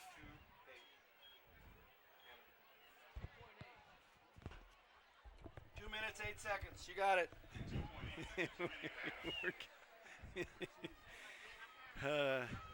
Coach Randy Medina on the clock doing an admirable job under pressure there. So here we go, folks. Last play of the first half, 31-3. Arcadia trying to get in the end zone. Quarterback back to throw. He's throwing it up in the middle of the field. And it looks like it's caught for a touchdown. So Arcadia able to drive down the field. I wonder if Coach Maddox wants that timeout back. I can't imagine he would. He's just playing odds there and thinking it through. Let's play some percentages. Now the Arcadia coaches are leaving. Sure. So with no time left on the clock, Arcadia setting up for the extra point. It's 31-9 right now, and Arcadia able to drive and answer at the end of the first half. Wildcats will get the ball first in the beginning of the second half. The kick is up. Kick is good. Low line drive. And so folks, that brings us to the end of the first half. Welcome inside the press box. We're going to do a little bit job of sending you out to halftime than we did at the beginning of this game. The score is 31-10 in favor of the Monrovia Wildcats. 4 interceptions. The Monrovia defense is doing a great job. They put 31 points on the board in the first half, and we're expecting a great game in the second half. Come and join us. Good evening, ladies and gentlemen, and welcome back to the second half of the Monrovia Wildcats versus the Arcadia Apaches. The first half ended with the score 31-10. Monrovia with 4 interceptions to fuel their offense, get things going. The Wildcats have stormed the field. They are ready to play tonight, Coach. Great job in the first half of converting from turnovers. Turnovers is the big story in the first half. Without a doubt. You spoke of the 4 interceptions. 3 of the 4, if not all 4, were turned into points. And the Cats definitely came out this week saying we will, in a sense, atone for last week, although last week very easily could have been a win. But I know the coaches treated them very much like you guys did a lot of things you need to improve on. And the nice thing is the Cats have a 31-10 lead. They're coming out in the third quarter, and we know what the Cats are like in the third quarter. Well, Monrovia always makes great adjustments at halftime. That coaching staff does a great job in making adjustments. That coaching staff led by Coach Ryan Maddox. And we are set to go here. The Wildcats won the tip in the coin toss on the coin toss at the beginning of the game. They elected to defer, so they will be getting the ball first. I got to mention before we get going over, what a great crowd. Preseason game, I know it's Arcadia. Sometimes it's crowd slow. Monrovia is always wild, but man, they are a packed house tonight. And we are underway. They are an excited crowd, Coach, and I've neglected to mention that. I also neglected to mention that I'm John Russell, and you are the coach, Dave Hart. I'm doing your play-by-play, and Coach is doing the color. And hopefully we're going to do a little bit more of a bang-up job for you tonight. I might have stepped all over myself a little bit, but I knew that the coach is always there to balance me out, and I appreciate all your help in the first half, Coach Hart. So hopefully I'll get my act together. We're going to get the first half underway, and I will give you the starting lineup after this down, but it looks like the Wildcats will start 1st and 10 from their own 20. Hayworth is under center, and Ainsworth will be the sole running back. Ainsworth gets the call. He finds a crease, and he goes up for 6 yards. He had 5 carries for 24 yards in the first half. That puts him at 30. And that will bring up a 2nd and 4 from the 26, a gain of 6 yards. And the Wildcats are picking up where they left off in the first half, Coach. Well, they are, and they're reestablishing that running game. I'm sure Coach Maddox would want to see a little more of the balance. We kind of ended up going to the pass. We were successful with it. Why wouldn't you go with it? But certainly want to build that running game and keep it going. And a nice long drive here would be just what the doctor ordered. Hayward takes the snap. He's throwing the ball. He's out in the flats. He just barely overthrows Kraft. Looks like a little late hit, but it's not called. Real quickly, your starting lineup across the front, you got Miravet, Bailey, Adrian Maldonado doing a great job of filling in at center. Crusher, Cano, and Matt Norman. The right side of that line is huge. Cano and Norman definitely are some big boys. You got Bryant and Kraft as wide receivers. Ainsworth, the tailback. Brett Walsh and G5 are both in at tight end, and Hayworth is, of course, the quarterback. He was unofficially 7 for 13 for 136 yards and a touchdown in the first half. This time he gives away from the heavy side. Jones fights, and there's a flag down. It looks like it's probably going to be holding. Jones does a great job of getting the first down. He runs up to the 37-yard line. Gain of 11 on the play. We're going to see what the call is. It's either going to be a holding or hopefully a face mask, but here's to hoping. You can see the laundry there on the field. It looks like there might be walking it. It's face mask. Face mask it is. Good call. So Jones keeps the 11 yards. That puts him at 18 on the night. And probably, is that a 15? Is this a 5-15 situation, or is it automatic 15? Looks like it's a minor face mask. Grasping the face mask, I think they call that. And, Coach, they don't do that in college anymore, do they? No, they don't distinguish it. They just go with the automatic 15. Automatic. And the 5 is usually your hand slid across face mask. Clearly they want to make sure that that's the safety issue involved there. And you'll probably see the high school go to that within a year or so. Bryant and Kraft both to the right side. Walsh in motion, Hayworth under center, and the fakes the handoff and does a bootleg and does a great job. Nifty move to get out and get a good 4 yards. Hayworth was dead in his track in the backfield and managed to squirt out of that, Coach. And they say he's not mobile. He's certainly not mobile tonight. He's certainly making the most of what he needs to do. And just being a little mobile certainly creates problems for defensive coordinators. If you've got a guy that definitely isn't mobile, you can scheme accordingly. But when you've got a guy that can do a little bit, it becomes dangerous. So that brings up 2nd and 7, we'll call it, from the 46-yard line. Walsh in motion. This time the ball is given to Darian Jones. And Jones doing a good job of running out off to the left side, gets outside the edge and gains a good 5 yards up to the Arcadia 49-yard line. That's going to bring up a 3rd and short. Place the ball at the 49, a gain of 5 for Jones. And running with authority is Darian Jones. That's stops the clock with 10 minutes to go in the 3rd quarter. 3rd and 1, a critical 3rd down here early in the 2nd quarter. And Monrovia calls a timeout. So Coach Ryan Maddox, not certain, he didn't like something there, and he wanted to call timeout and regroup. It's kind of odd. You saw G5 standing away from the huddle and looking. I think he looks like he might be developing a little. We had the problem last week with the cramping, and he's kind of tugging at himself and stretching his leg. And I think there was just. I think Coach Maddox knew what he wanted to do, but I think the Cats were a little unsettled out on the field. So while we have a timeout, we again want to thank the crowd tonight. A huge crowd on hand, folks. A huge, huge crowd.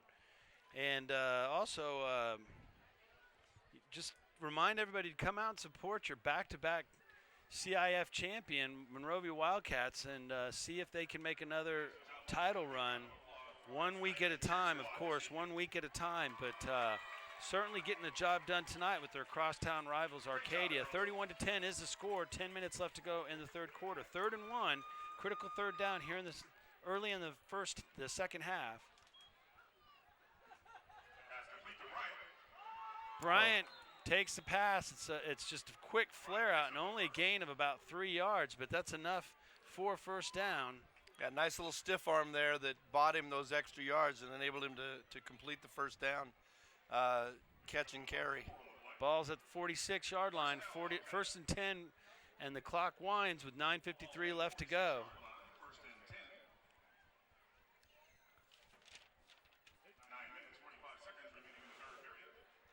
Monrovia breaks the huddle.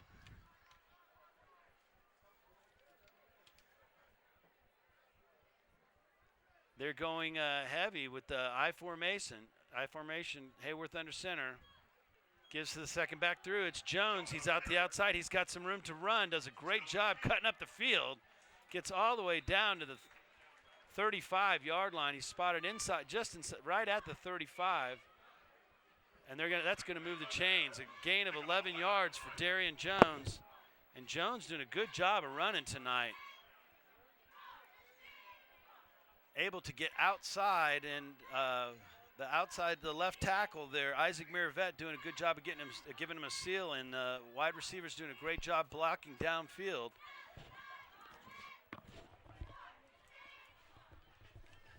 And that brings up 1st and 10. The Wildcats taking this opening drive of the second half and have moved in deep into Arcadia territory at the 35. Hayworth with the 3-step drop, quick slant. It's cut up field. Ball is complete to Mason Bryant right at the sticks again. It looks like the Wildcats are going to move the sticks. And you'll see, I mean, if they want to keep playing off of that, we'll just take 9-10 yards a pop, but you watch. At one point, they're going to bite, and it's going to be over the top. And you'll see something bigger. Ball down to the 24-yard line. Chain gang moves. Clock is winding. 8:47 and counting left to go in the third quarter. Again, the score 31-10 in favor of the Monrovia Wildcats, and they're doing a great job. As we say, week after week, it just seems like they come out at halftime just ready to play. Golar's checked in at the H-back position. He's coming in motion. Here comes the handoff to Jones. Tries to bust through the line. Only it gets about a yard, maybe back to the line of scrimmage. No, it looks like yeah. What do you think, Coach? It'll be inches. I mean, you probably could call it a gain of 1, but it looks like they're going to reset it right where they had it. So it's a short 1. Gain of 1 for Jones. Ball at the 23-yard line. 7 minutes and 57 seconds left to go in this opening quarter of the second half, third period. It's 2nd and 9 for the Wildcats. Hayworth under center. He's got 2 receivers to his right. He's setting up a screen, and it's there. Oh my, it's there. Fumble. Flag. There's a flag on the play. It's a fumble. Is that Darian Jones again? I apologize, folks. The Wildcats have got numbers that are in black, and it's just we're struggling to get some numbers for you. I apologize. we're going to see what the flag's about, but the ball. The walk is apparently going to be against the Cats. I didn't see it. It looked like it's probably a hold. Play like that, usually from the point of infraction. So it'll be second down, and it could be 11. Looks like they called it at about the 15. So they'll move it back, maybe about the line of scrimmage. And then we get the repeat of the down. Is that correct, Repeat it down, Coach? right. So loss of 1. No, it looks like we're right back where we started. Oh, no, you're right. I'm sorry. And the clock starts. So you're right.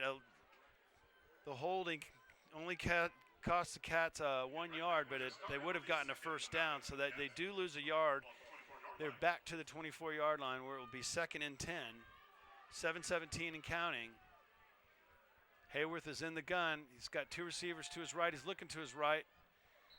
And puts a screwball into the dirt, and unfortunately that wasn't in the dirt, unfortunately.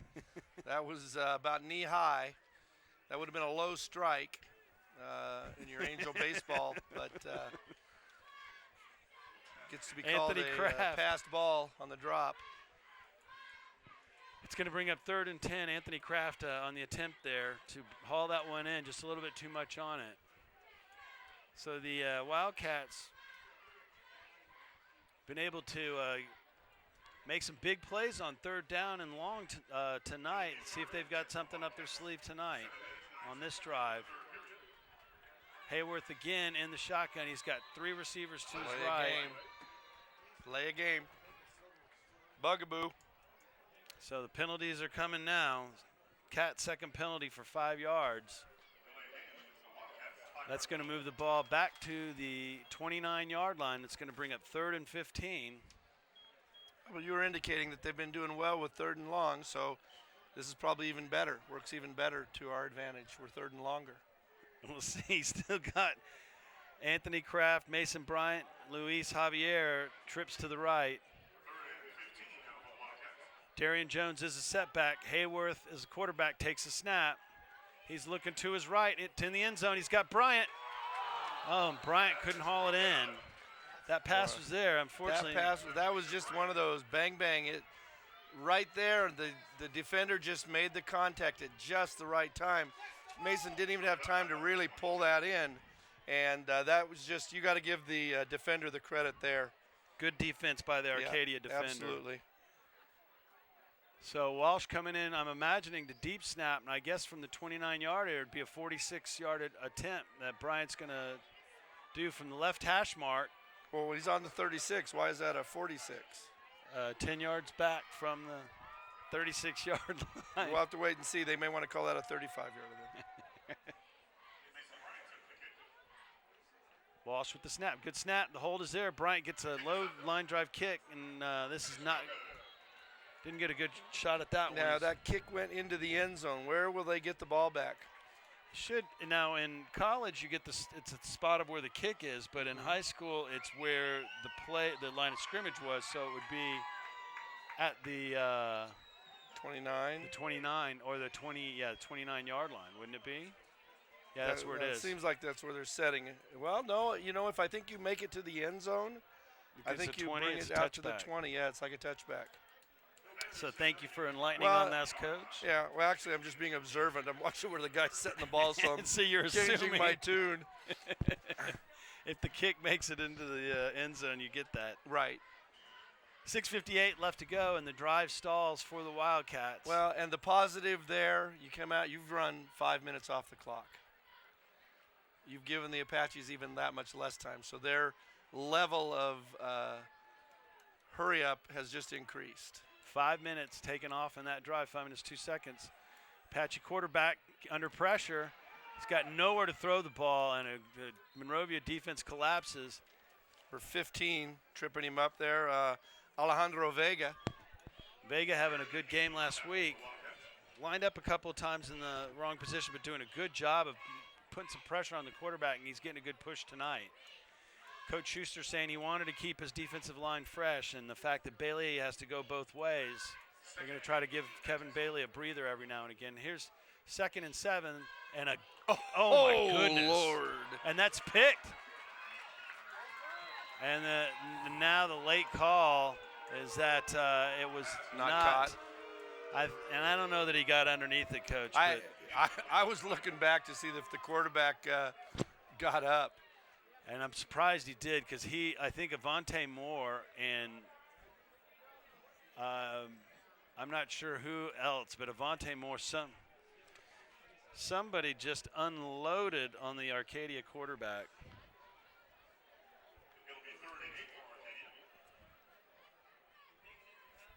Third and 7 from the 22.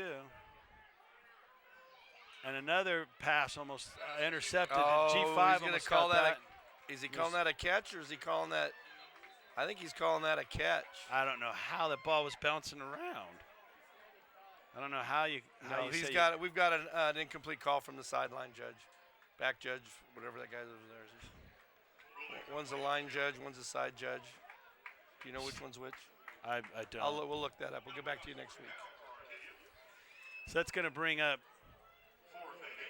4th and 8 for the Apaches at their 22-yard line, 6:13, and the Monrovia Wildcat defense gets a 3 and out. Looks like Jordan Nathan is in to catch punts along with Anthony Kraft. Anthony Kraft kind of quiet tonight. He's not had a chance to return an Arcadia punt. There's the snap. He's going to get a chance to return this one. Nathan's got this one and he fumbles it. And that one goes to Arcadia. So Nathan not into receive last week, and Coach Maddox coming over to coach him up. Nope, defense on the field now. So unfortunate turn of events for the Wildcats there. That's going to put the ball at the 35-yard line, and Arcadia, with 6:05 left to go, trailing 31-10, will have a chance to try to cut into that lead. It's the first turnover of the night for Monrovia. Monrovia has taken advantage of the 4 turnovers from Arcadia, so you hope that they don't turn the favor back on them.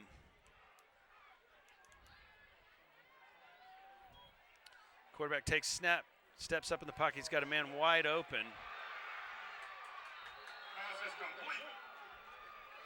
Ball is down to the 3-yard line. It looks like Anthony Kraft. And Anthony does a good job of recovering. Well, and you know, I saw it on the Giants-Cowboys game the other night. Guy chased down an interception and ended up saving him from a touchdown versus 3 points, I think. And we'll wait and see. But that could be, that's the kind of play you don't give up on. Never give up. First and goal for the Apaches. The ball's handed off, and nothing doing right there. Avante Moore into the backfield, or is that Isaac Mervet? No, number 22, Jeremy Haney, doing a good job coming in from his linebacker spot. Slashed in and just wrapped that up. And this is why you make that stop. You don't give up. Second and goal from the 6, a loss of 3 on that play. Great job by Haney. Quarterback takes the snap in the shotgun. He's going to try to get the edge. He's got some room to run, and he's in for a touchdown. So Arcadia, with 5:13 left to go in the third quarter, Arcadia takes advantage of the Monrovia turnover, cuts the lead to 31-16, point after pending. And it's that zone read there, Coach. If you could explain how that read option maybe works. They watch the end, well, right? They take a look at the end, and if the end plays strong and he comes in hard, well, if he plays soft and goes to the outside, you hand it into the inside back and allow him to go. And if he doesn't, if he bites on that first fake, then opens up the outside, and the quarterback takes it and runs it to the outside, just as you saw there. So with 5:13 left to go in the third quarter, your score 31-17. Arcadia taking advantage of the turnover, scoring from the 6-yard line, a 6-yard run for a touchdown. And Monrovia will get a chance to get the ball back here. Well, and you will wait and see. Again, they chewed up 5 minutes of the clock last time with a nice mix, a lot of running this time. Take them out. So while we're waiting for the Apaches to get ready to kick, please know that next week we're playing away at San Dimas. San Dimas has been a big rival in CIF. Folks, get in your cars and travel to San Dimas and support your Wildcats. I think your last 5 CIF champions have been Monrovia, the last 2, and then San Dimas the previous 2. So definitely the class of the CIF, the Mid-Valley Division. And they have a brand new facility over there.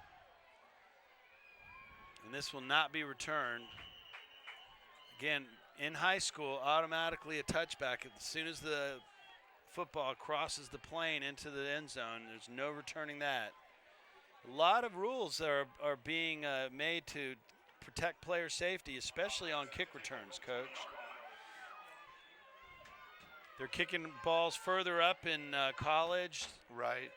And starting the ball on the 25 from a return. Correct. To try to get people to stop running them out of the end zone. 5:13 left to go in the third quarter. 1st and 10 from the 20-yard line. Hayworth hands the ball off. And the ball's on the ground. Hayworth falls on it. He picks it up and runs with it. He's got some room to run. There's going to be a block in the back. Yeah. And Wheels coming a bit off the bus here, folks. But G5 knew that he had a block in the back as soon as Blake picked that up. Well, and that was one of those things, like, I'm just going to try and block for my quarterback, and the guy turned his back on him, and you're protecting your quarterback at that point at any cost. And a few yards back is certainly better than seeing your quarterback laid out. So the penalty, they're marking it from the 15. Well, you mark it from where it occurred. And it's half the distance from there, is that correct? It will be in this case because we're inside the 15, so it'll take it down to the 7.5. Looks like they've placed it right at the 8-yard line. Yeah. They don't know how to divide, so. Apparently not. 15 divided by 2 is 8. So anyway, Monrovia with a 1st and 22 from the 8-yard line. Hayworth's got 2 receivers to his left, 1 to his right. Sole setback. He's under center. Takes a 3-step drop and hands the draw off. That's Darian Jones. Jones does a great job getting up to the original line of scrimmage.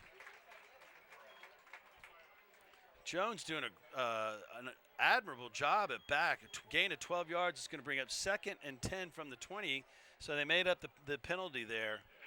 Well, and you talked about it earlier. I mean, it's been running back by committee, and all 3 of the running backs have really contributed. I mean, you may have somebody with a little bit more yardage, but all 3 have been very effective in their role. It's a second draw play. Jones had his number called, and he's done admirably with both his opportunities in those draw plays. Hayworth under center takes a 3-step drop. Now looking up a little flare. Great job of Darian picking up that pass, and there was a good downfield block. Looks like number 65 did a great job. Josh Crusher Cano down the field, giving Darian Jones a chance to make an 11-yard reception. And that's enough to move the chain, so Monrovia gets out of a hole there and it now has the ball. Huge. That's a huge little series of downs there to be able to claw back. As you said, they've been good long, and they got themselves in a hole. And now they're reset and going, and the clock continues to run. 4 minutes left to go in the third quarter. Again, Jones cuts to his right and runs hard for a good 7 yards up to the 40-yard line. And Darian Jones making a case to feed him the ball more often, Coach. Well, I think it's clear that coming out that's what Ryan has decided to do. We'll throw a pass if they give us something, but let's just run. Let's get the clock moving. Let's shorten this game by continuing to run the ball, get us out of here, and then get us ready for that next week game, which is going to be a clash. The big eaters up front love it. You know, they love to run ball. There's nothing better than a long drive for an offensive lineman. 3 yards at a time. Jones to the left side. This time he's caught behind the line of scrimmage. He's caught at the 38. He's going to lose 37. He's going to lose 38. He's going to lose 2 yards on that run. It's going to bring up 3rd and 5. 3rd and 6. Yeah, 3rd third and long 5, we'll call it, from the 38.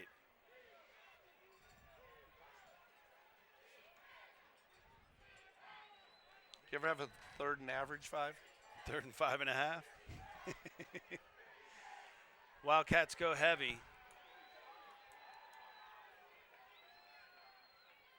Beautiful. And there's a, you got to get the Hayworth with the hard count. Looks like Got to be encroachment where the I didn't defense see anybody crosses on the our line. line move. So No, that's a Monrovia trademark, I'll tell you.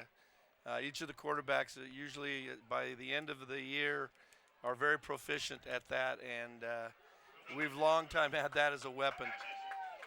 So that 5-yard penalty gives Monrovia a fresh set of downs. So with 2:27 left to go in the third quarter, at the 43-yard line, Hayworth with a hard count, giving the Wildcats an opportunity to extend this drive. 2:27 and counting, a fresh set of downs. And Jones stays in the backfield. Again, the Cats staying heavy. H-back, now they're throwing out of it. Hayworth gets rid of it. He's got a man over the middle, and that's Frazier. And the Something came off. That was the umpire, took a shot. Oh, did he? But Frazier catches that pass. That's an 11-yard completion. Well, I'll tell you, though, what made that play a success, the chance for that was, I believe that was Darian Jones. They had an end coming from the backside, and Darian just stepped right into his chest and stopped him cold, allowing Blake the chance to release that ball. And that's something that the backs are, it keeps the back off the field, not understand how to help in pass protection, and Jones doing a good job of that. He gets the ball as a reward and tries to squirt through the line. He's held for no gain. Got a flag coming along. It's got to be a face mask, it looks like. You'd imagine. Didn't seem like there's any other reason to call a hold there. I don't know, and that came clear from the back judge. He threw that one a long way. Face mask, and it's a personal foul, 15-yard variety. So the no gain results into a 15-yard penalty, and the Apaches doing their best to help Monrovia push the ball down the field. That's going to move the ball all the way down to the 31-yard line. Boy, talk about a difference of quarters. I believe in the first quarter there were about 7 sets of possessions between Arcadia and here where I think we're working on our third, and the quarter's nearly done. Clock is running. And that's what I think the Cats wanted to do. Shorten this game. Minute 37 left to go in the third quarter. 31-17 is your score. Bryant to the left, Kraft to the right. There's a fake handoff. Hayworth's looking for Bryant. He's in trouble. And he's gonna lose a yard there.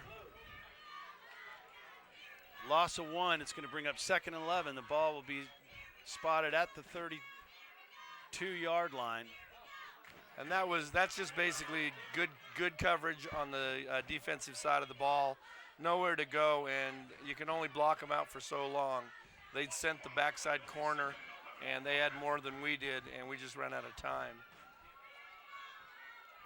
But the good news is clock continues to run. So Ainsworth in at fullback, Jones in at tailback. Hayworth is under center. The give is give to Jones. He bounces off to his left and is able to squirt through up to the 28-yard line. So the clock continues to tick with 35 seconds left to go. It's going to bring up a 3rd and about 7. I believe that'll be the last play you'll see this quarter. Cats will not have to snap it because they're just now setting it. So just you winding the clock, right? Yeah. It's 25 seconds. There's 18 seconds left. So it looks like Hayworth's calling a play. I mean, they might. I don't know. They're going up to get to the line and try to get a play off. A little bit of confusion. Ainsworth in at fullback. He's lined up in the H-back spot. Hayworth is going to take the snap. He's looking all the way to his left. He's got the slant there, and there's got to be a penalty. No, I don't think so. Boy, it looked like 2 or 3 seconds after that. Fortunately, that ball was dropped. Was that Mason Bryant that dropped that? I'm not sure. So pass, the slant pass intended for Mason, and unfortunately he's unable to come up with it. That's going to give a 4th and 7 from the 28. Adrian Maldonado. 29-yard line, 4th and 7. Adrian Maldonado coming up he's kind of favoring a tender leg, it looks like. I wouldn't say cannot exactly see what that. it was, They but don't.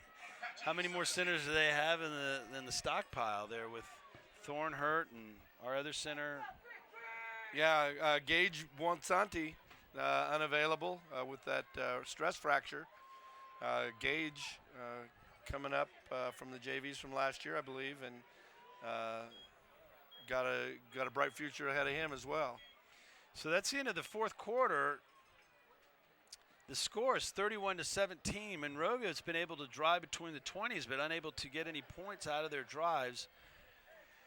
They're now facing a 4th and 7 from the 29-yard line. It looks like they're going to go for it. Potential might be trying to draw them off sides, get a little closer, and then really try and go for it. I think this certainly it might be at the edge, but I think Mason's leg would be a nice place to test it. Well, you figure, though, if he misses, they only gain 9 yards, why not take the shot? And Coach Ryan Maddox has never shied away from aggressive 4th down calls in the years that he's been here. So absolutely correct. We saw last week they went for it on a 4th down and scored a touchdown. Hayworth's under center. He takes the snap, throws into the end zone. He's looking for Bryant.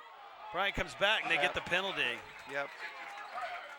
That'd be your face guard. No effort to play the ball. That must be Anthony Kraft that was intended for, not Mason Bryant. Can't. I don't know. We got to get little sparklies around their numbers or something. It's just rough, folks, up here in the press box. We're struggling. I apologize, ladies and gentlemen. But I'm going to guess that was Anthony Kraft. Yeah, that was Anthony Kraft. That the pass interference was called on, but the good news for that is that the 15-yard penalty gives the Wildcats a 1st down inside the 20-yard line all the way down. This will be marked to the 14-yard line. I don't know, the 29, just somehow we lost a half a yard there. I don't get it. 1st and 10 from the 14. Kraft to the left. What'd you do? The Wildcats are in the I formation. Ainsworth in the fullback. Jones in the tailback. And looked like the Apaches came across early, but they're pointing that it was against the Wildcats, so we'll see.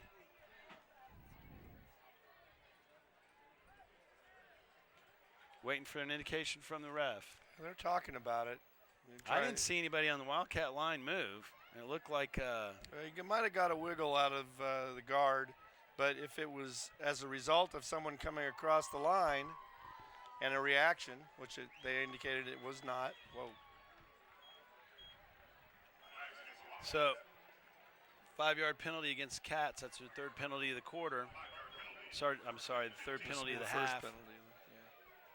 First penalty of the quarter. Third penalty of the half, 1st penalty of the quarter. Anyway, it gives us 1st and 15. Well, don't get a penalty down there. Who's spotting for us? Oh, that'd be me. Yeah. Hayworth under center, still in the I formation. They give us to Jones. He's trying to get outside. He makes a great cut. He just left the linebacker in the dust and carries the ball all the way down to the 13-yard line. A gain of 6. And again, Darian Jones making the case that he can do the tough running. It's going to bring up a 2nd and long 9, a short 9.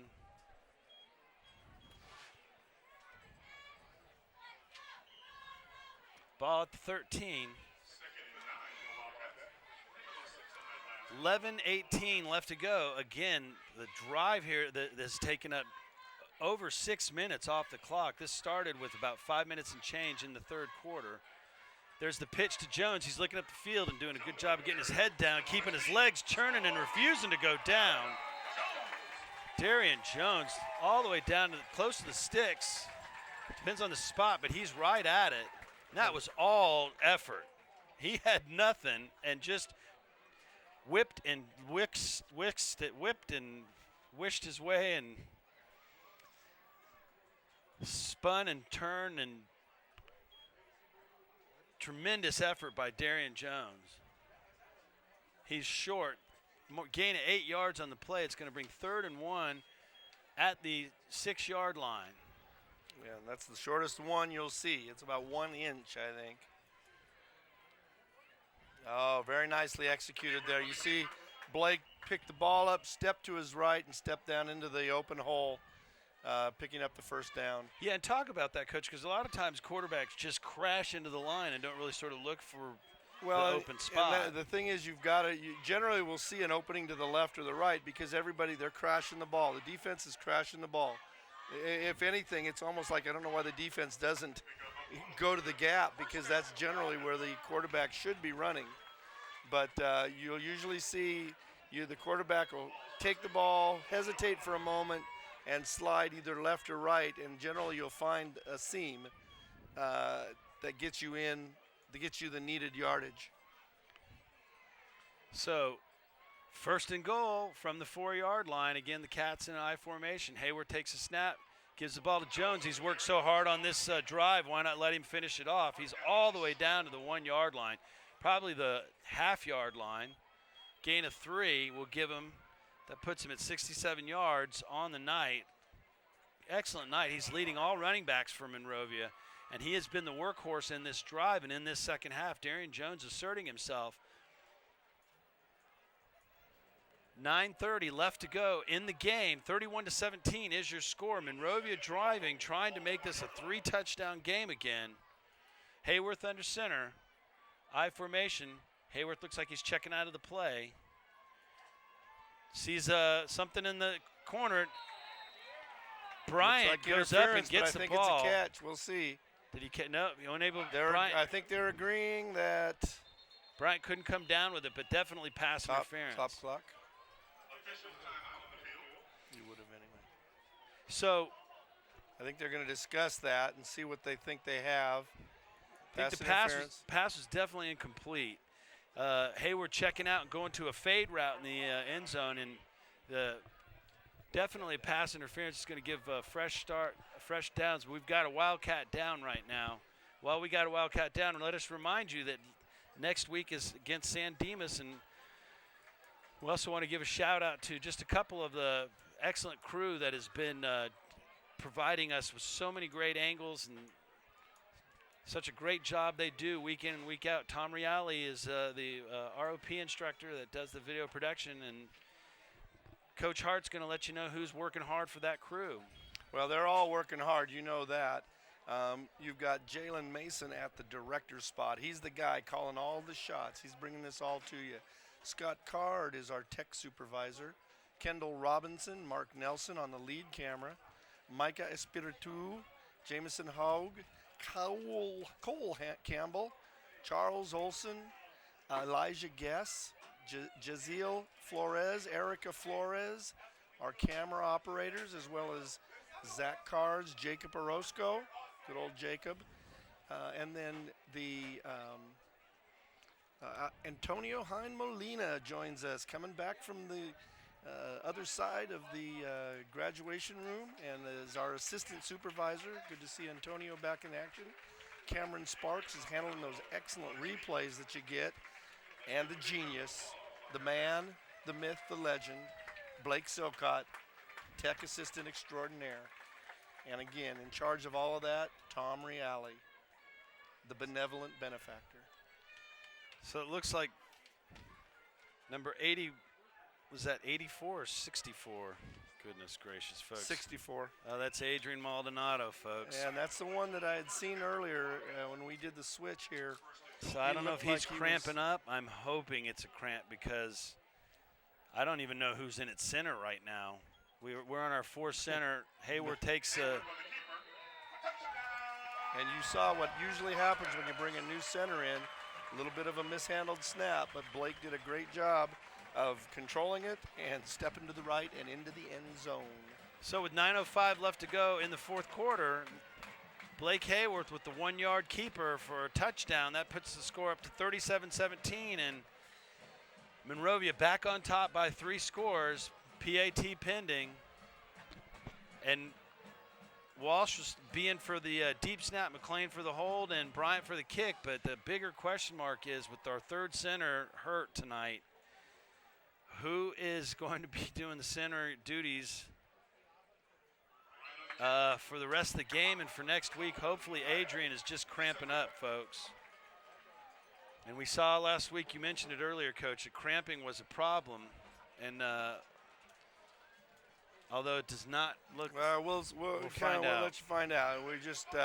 We'd certainly settle for cramps. There's Hayworth doing a great job of putting the ball over. You see, he got held up in traffic and did a good job of getting the ball across the plane. So heads up play by Blake Hayworth, the senior, showing why he's a tremendous leader for this team. And you know, we've talked about it, Coach. There's a lot of D1 prospects on this team, and we feel that Blake is somebody that some D1 schools should give a look. And one of the things that he has going against him that's causing him problems is the fact that so many colleges are running spread, and he's a pro-style quarterback. He's certainly a leader. He certainly has the arm strength. He definitely makes all the throws that you need to make, the windows that you need to get them in. And we think people should be giving Blake Hayworth a look in the D1. There's so many other, 4 other Wildcats will be playing at the D1. They have already made verbal commitments for D1 scholarships. So we'd like to make sure that people are giving Blake a good look. Yeah. That kick goes for a touchback with 9:05 left to go, 38-17. The Wildcats up by 21. And Arcadia seeing if they have any late quarter antics and rally. We're definitely hoping that we don't see the difficult ending that we saw last year. That's for sure. And there's a flag on the play. It's going to be illegal substitution. Had 12. That was the wrinkle. They were going to try 12. 12 on 11 might help you score quicker. Illegal substitution is your call. That's going to push the Apaches back to the 15. That'll be 1st and 15 from the 15. Again, 9:05 left to go in the fourth quarter. Well, John, I really want to echo what you've touched on as far as just that leadership quality. They have an outstanding group of seniors this year. Not just Blake, but Brett Walsh, George Frazier, a number of juniors Mason that were big Bryant, part Anthony last Kraft. year that are stepping up and really continuing with these kids. That's there you go. One too many times, and Bryant picks that off. The 5th interception of the night. Mason's not going to go down easily. He's not going down. He wants to get into the end zone. He cuts up, and he gets in there. 35-yard interception return. They went across the middle one too many times. Mason said, I had enough of that. 5th interception of the night, and Bryant returns it for a touchdown. 2 interceptions returned for touchdowns, and the route is on, folks, 44-17. And there will be no Arcadia fourth quarter rally or heroics tonight, thanks to Mason Bryant. That seems to be the crushing blow there. It's going to be hard for Arcadia to come back with 28 points after that. And all night long, that deep seam route, that deep middle route has been there, Coach, and Mason Bryant finally said enough is enough. Well, I think the Cats settled an adjustment. They let him play back there and just follow the ball. I mean, they planted him deep, and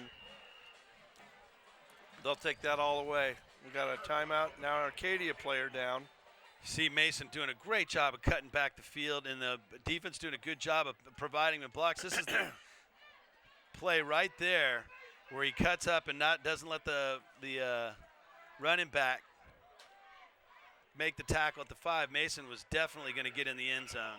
Yeah, he definitely was. You're not going to deny him. So that's Mason's 2nd touchdown of the night. Early in the first quarter, he scored on a 65-yard touchdown. And that's his 2nd interception.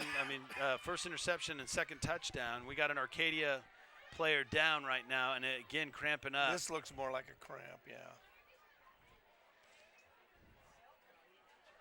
So no indication.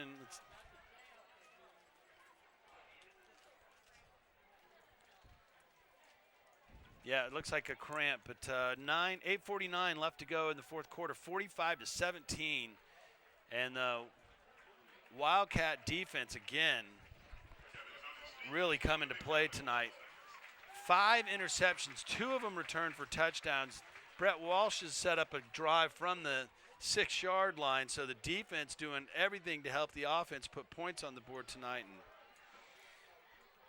coaches have got to be happy with this defensive effort tonight, Coach. Well, and generally preseason, when I say preseason, early in the season, generally that's the rule of thumb. Your defenses tend to be reactive, and so they're in a little better position. They usually play better, stronger earlier. But just what we're seeing that offense starting to round into shape. Bryant with the kick. His leg's still solid. And the touchback comes. Another touchback. Only one of his kicks has been returned tonight. Every other one has been for a touchback. So with 8:49 left to go in the game, 45-17 is the score. The Apaches will see if they can try to get something going here. 1st and 10 at their own 20. But the defense from the Wildcats just been stifling. Avante Moore coming out, and it looks like probably the benches are going to empty. We'll just get you numbers here as best we can, folks. I know Coach Schuster wanted to keep the defensive line fresh. Haney has checked in at linebacker. Bryant and Kraft are still in the secondary. Quarterback's under pressure. Incomplete. Pass is incomplete. Tried to complete a ball up around the 34-yard line and out, and that was unable to be hauled in by the Arcadia receiver. That's going to stop the clock with 8:41 left to go in the 4th quarter. 45-17 is your score, folks. 2nd and 10.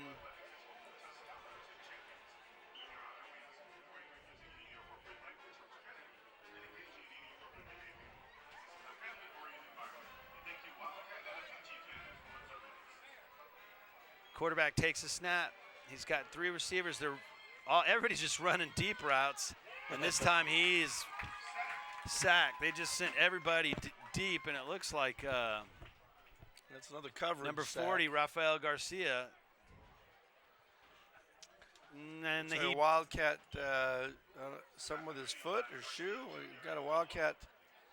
No, must just be tying a shoe. David Gallegos tying his shoe. That's going to bring up 3rd and 10. They spotted him right back to the original line of scrimmage. So 3rd and 10 from the 20. Clock running at 8:07 left to go. Trips to the right. He's looking to his left, and he's taken down. The sack by Rafael Garcia getting the sack. And the Arcadia quarterback coach has just been under tremendous pressure all night long. Yeah, and they're not running anything short that would allow him to get rid of it and relieve a little of that pressure. Everything is running deep, and 4th sack of the night for the Wildcats. Arcadia punter punting almost from his end zone. Kraft back to receive this punt. Looks like he's going to have a chance to return one, and he let it bounce. So he must have lost that one in the lights. It takes a big Arcadia bounce. Yeah, you want to try and catch. I mean, that's a 20-yard, 25-yard net difference, and you generally want to catch that if you can. And not sure if Anthony lost that in the lights, but considering that we fumbled one tonight, maybe losing 20 yards. Yeah, not a bad, no, not a bad right, play right, instead yeah. of giving well, them. We had that loss of the drop, and that makes you a little antsy. And if you had trouble picking it up, better off let it hit. Sometimes you get the bounce, sometimes you don't. That'll bring up 1st and 10 from the 22. 7:04 left to go in the game, folks. 45-17 is your score. We're going to try to get who our new center is.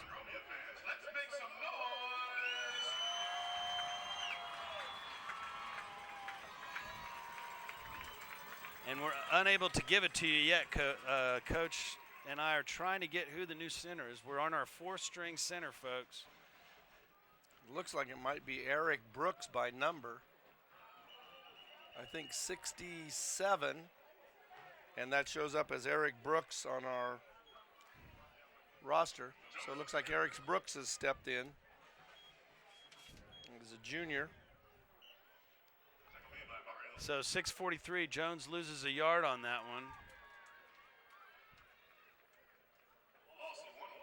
Bring up 2nd and 11 with, again, 6:30 and counting in the game. 45-17 is the score. And the biggest development, yeah, you're correct, Coach. That is 67, Eric Brooks stepping in at center. So Hayward takes a snap, and it's fumbled.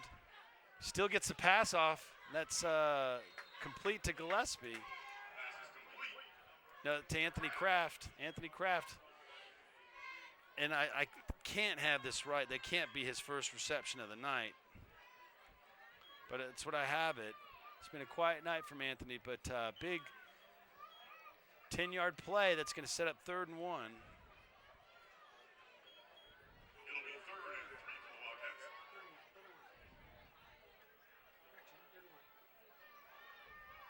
Christian Walton checking out. I think Christian's one of the ones that does double duty, plays JV and then comes up. And the handoff goes.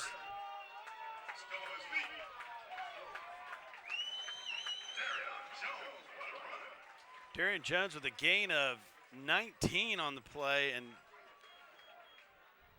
he's rapidly approaching. He's Coach, he's headed towards the 100-yard mark. He's up to 85 yards on the night, Coach. Excellent, excellent job. Like you said, the running back by committee, and right now that committee is a committee of 1 as Darian's getting a steady diet, although here he comes. Little oxygen, looks like Bueno's in. So they're going with the I formation. Again, power. Bryant is the receiver to the left, Kraft to the right. Hayworth making sure he uses all the play clock. Hands the ball off, fakes it to Bueno, and then does a bootleg. There's a flag down, and Hayworth's going to run. And then here comes another flag. So the roughing, he was definitely out of bounds when that last shot came. And that looked like a design bootleg. I don't think there was. No, it did. It looked like he might have been an option, but it looks like we may end up with an offsetting situation. 2 flags down on the play. The second one, when Hayworth was pushed out of bounds late, the referees are talking about the first one right now. So here comes the signal from the ref. First one is a hold, and then the second one is a personal foul.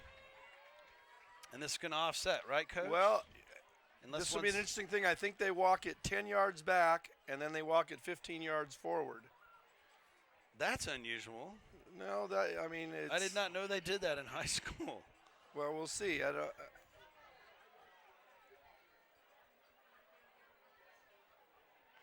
Well, picking up the flags, no indication as to what's going on. The Wildcats are about to well, they were waiting huddle for up. a ball. We got a ball now.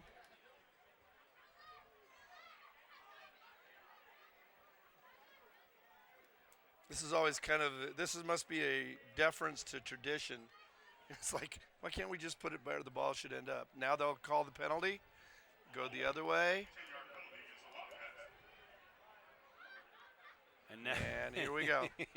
Like I say, if the clock were running, it'd probably be better. But this is not quite often your penalties are offsetting, but I think the nature of it, and it could be because they may have called it a dead ball foul because he had gone out of bounds. And so you do enforce both. Thanks for enlightening us on that, Coach.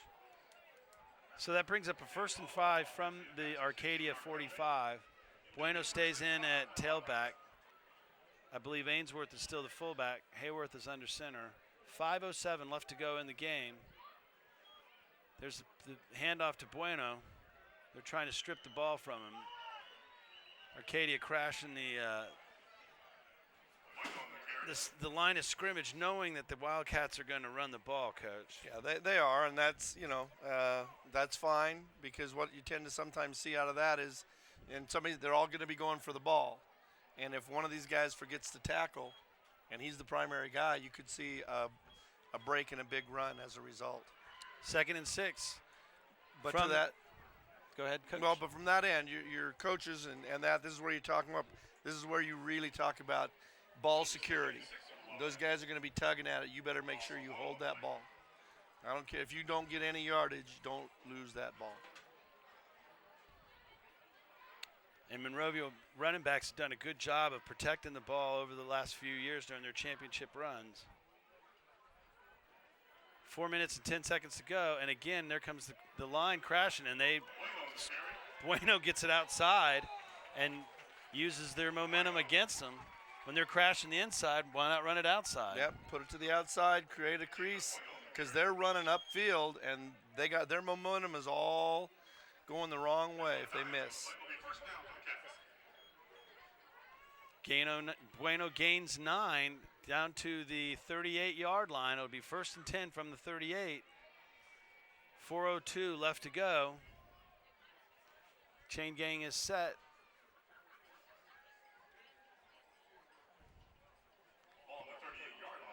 Clock stopped with 4:02 because Bueno ran out of bounds. Hayworth under center, takes a snap. Bueno tries the left side. He's going to get a couple this time. Gain of 2 is going to set up 2nd and 8, and the clock, more importantly, continues to roll down, Coach. 3:45 and counting. This is just, again, the commitment to the run in the second half. Shorten the clock, take them out of it, and just, again, almost a reward for your linemen because they just love this getting physical. The big eaters up front have done a great job of opening holes, and Darren Jones has done a good job of getting through them. There's the counter, and a great job of Bueno cutting up the field and finding a great seam there, Coach. We're going to see who this is called. We got a late play, and that's the chance it takes here. The Cats are blocking. Depends on who they call this on. Getting a little chippy at the end here. This is crosstown rival, in-city rival, and it's against the Arcadia defense. Yeah, Matt Norman was handing him a late lunch, and he took exception to it, and the official said, sorry, son, you got worked and you got a penalty. So Bueno carries the ball down to the 24, and then that penalty is going to push it down to, I imagine, the 12-yard line. I don't know. When they go half the distance, I'm not sure anymore. Puts it at the 12. It's going to have 1st and 10. The penalty leads to half the distance from the 24-yard line down to the 12-yard line.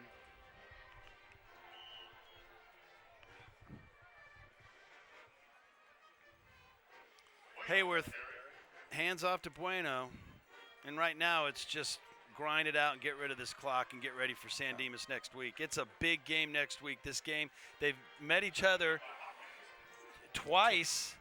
You know, they meet each other every year, yeah. Coach Maddox, like we've always talked about, he is not afraid of scheduling the best to get this team ready for the CIFs. Crowd is on their feet for Adrian Maldonado. We're hoping he's fine. It's a tough break at center for the Wildcats. But San Dimas on tap for the Wildcats. Bueno breaks a tackle and breaks another, and then gets banged down to about the 7-yard line. Energizer bunny run there. He kept going and going and going. No, I guess that ball is down to the 8-yard line. I apologize.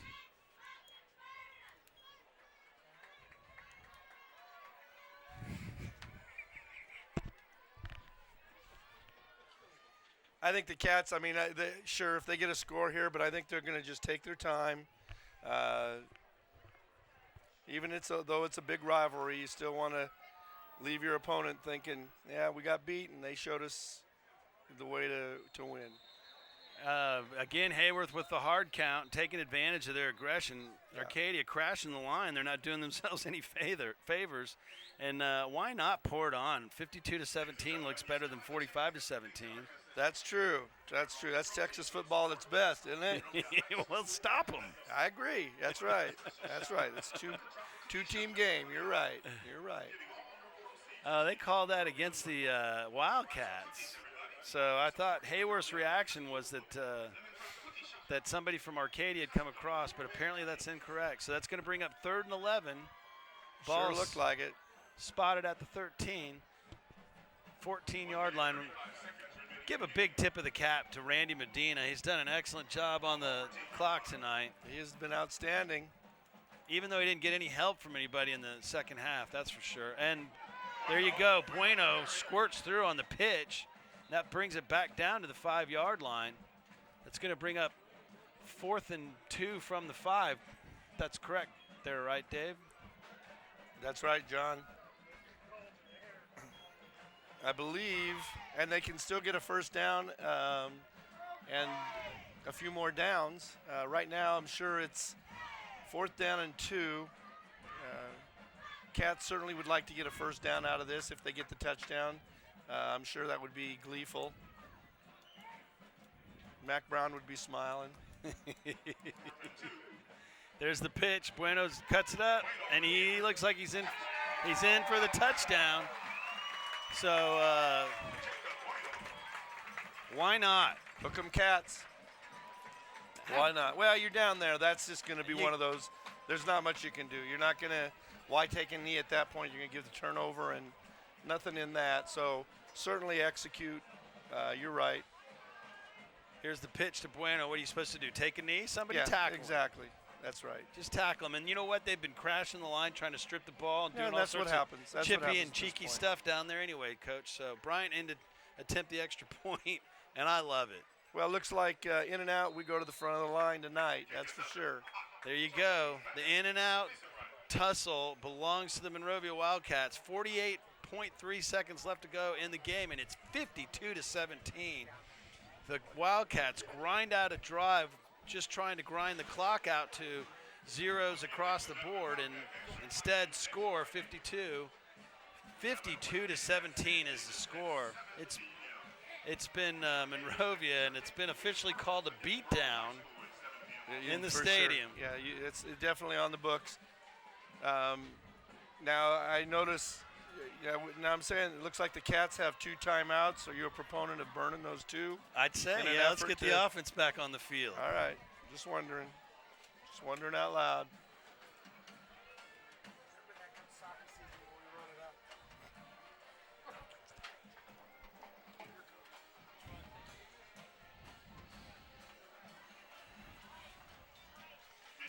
So 48 seconds left to go in the game. Mason Bryant getting set to kick off. He bangs this one. I kind of thought he would kick it short. I'm thinking, you know what? He's got to be tired. The legs got Well, to be that's true. worn It's out. been worked out. It makes it easier for us to burn those timeouts, too. So we'll see. What will Arcadia do? They're starting the clock? Is that what I'm hearing? Did Medina get the word? Clock is being wound. Oh, so they're taking it out of their hands. yeah, they're not That's letting not football. That's a call. That's a call to the commissioner for sure. So 30 seconds left to go. 25 and counting. They're running the clock. So Arcadia's going to get one play and one play only. If they get that in, I think the officials aren't even going to let them go to the I ball. don't think so. No, they're putting a stop to it. They're putting on the tourniquet. Yeah. Direct pressure. You're done. Yeah. 10 seconds left to go. Take the fork 5. out. And that ends it tonight, folks. Your final score, 52-17. Your final score. Monrovia beats Arcadia in the In-N-Out Classic. The in-city rivalry goes to the Monrovia Wildcats. The story of tonight's game: 5 interceptions, 2 that were returned for touchdowns, 1 by Rafael Garcia, 1 by Mason Bryant. The Wildcats put a whooping on Arcadia. Next week is a big game against San Dimas, folks. Big game. That one has always had title implications in the Mid-Valley Division. Get to San Dimas and support your Wildcats, folks. You need to come out and watch this football team. A lot of great senior leadership, a lot of great Division I college players on this team. Come and support your Wildcats.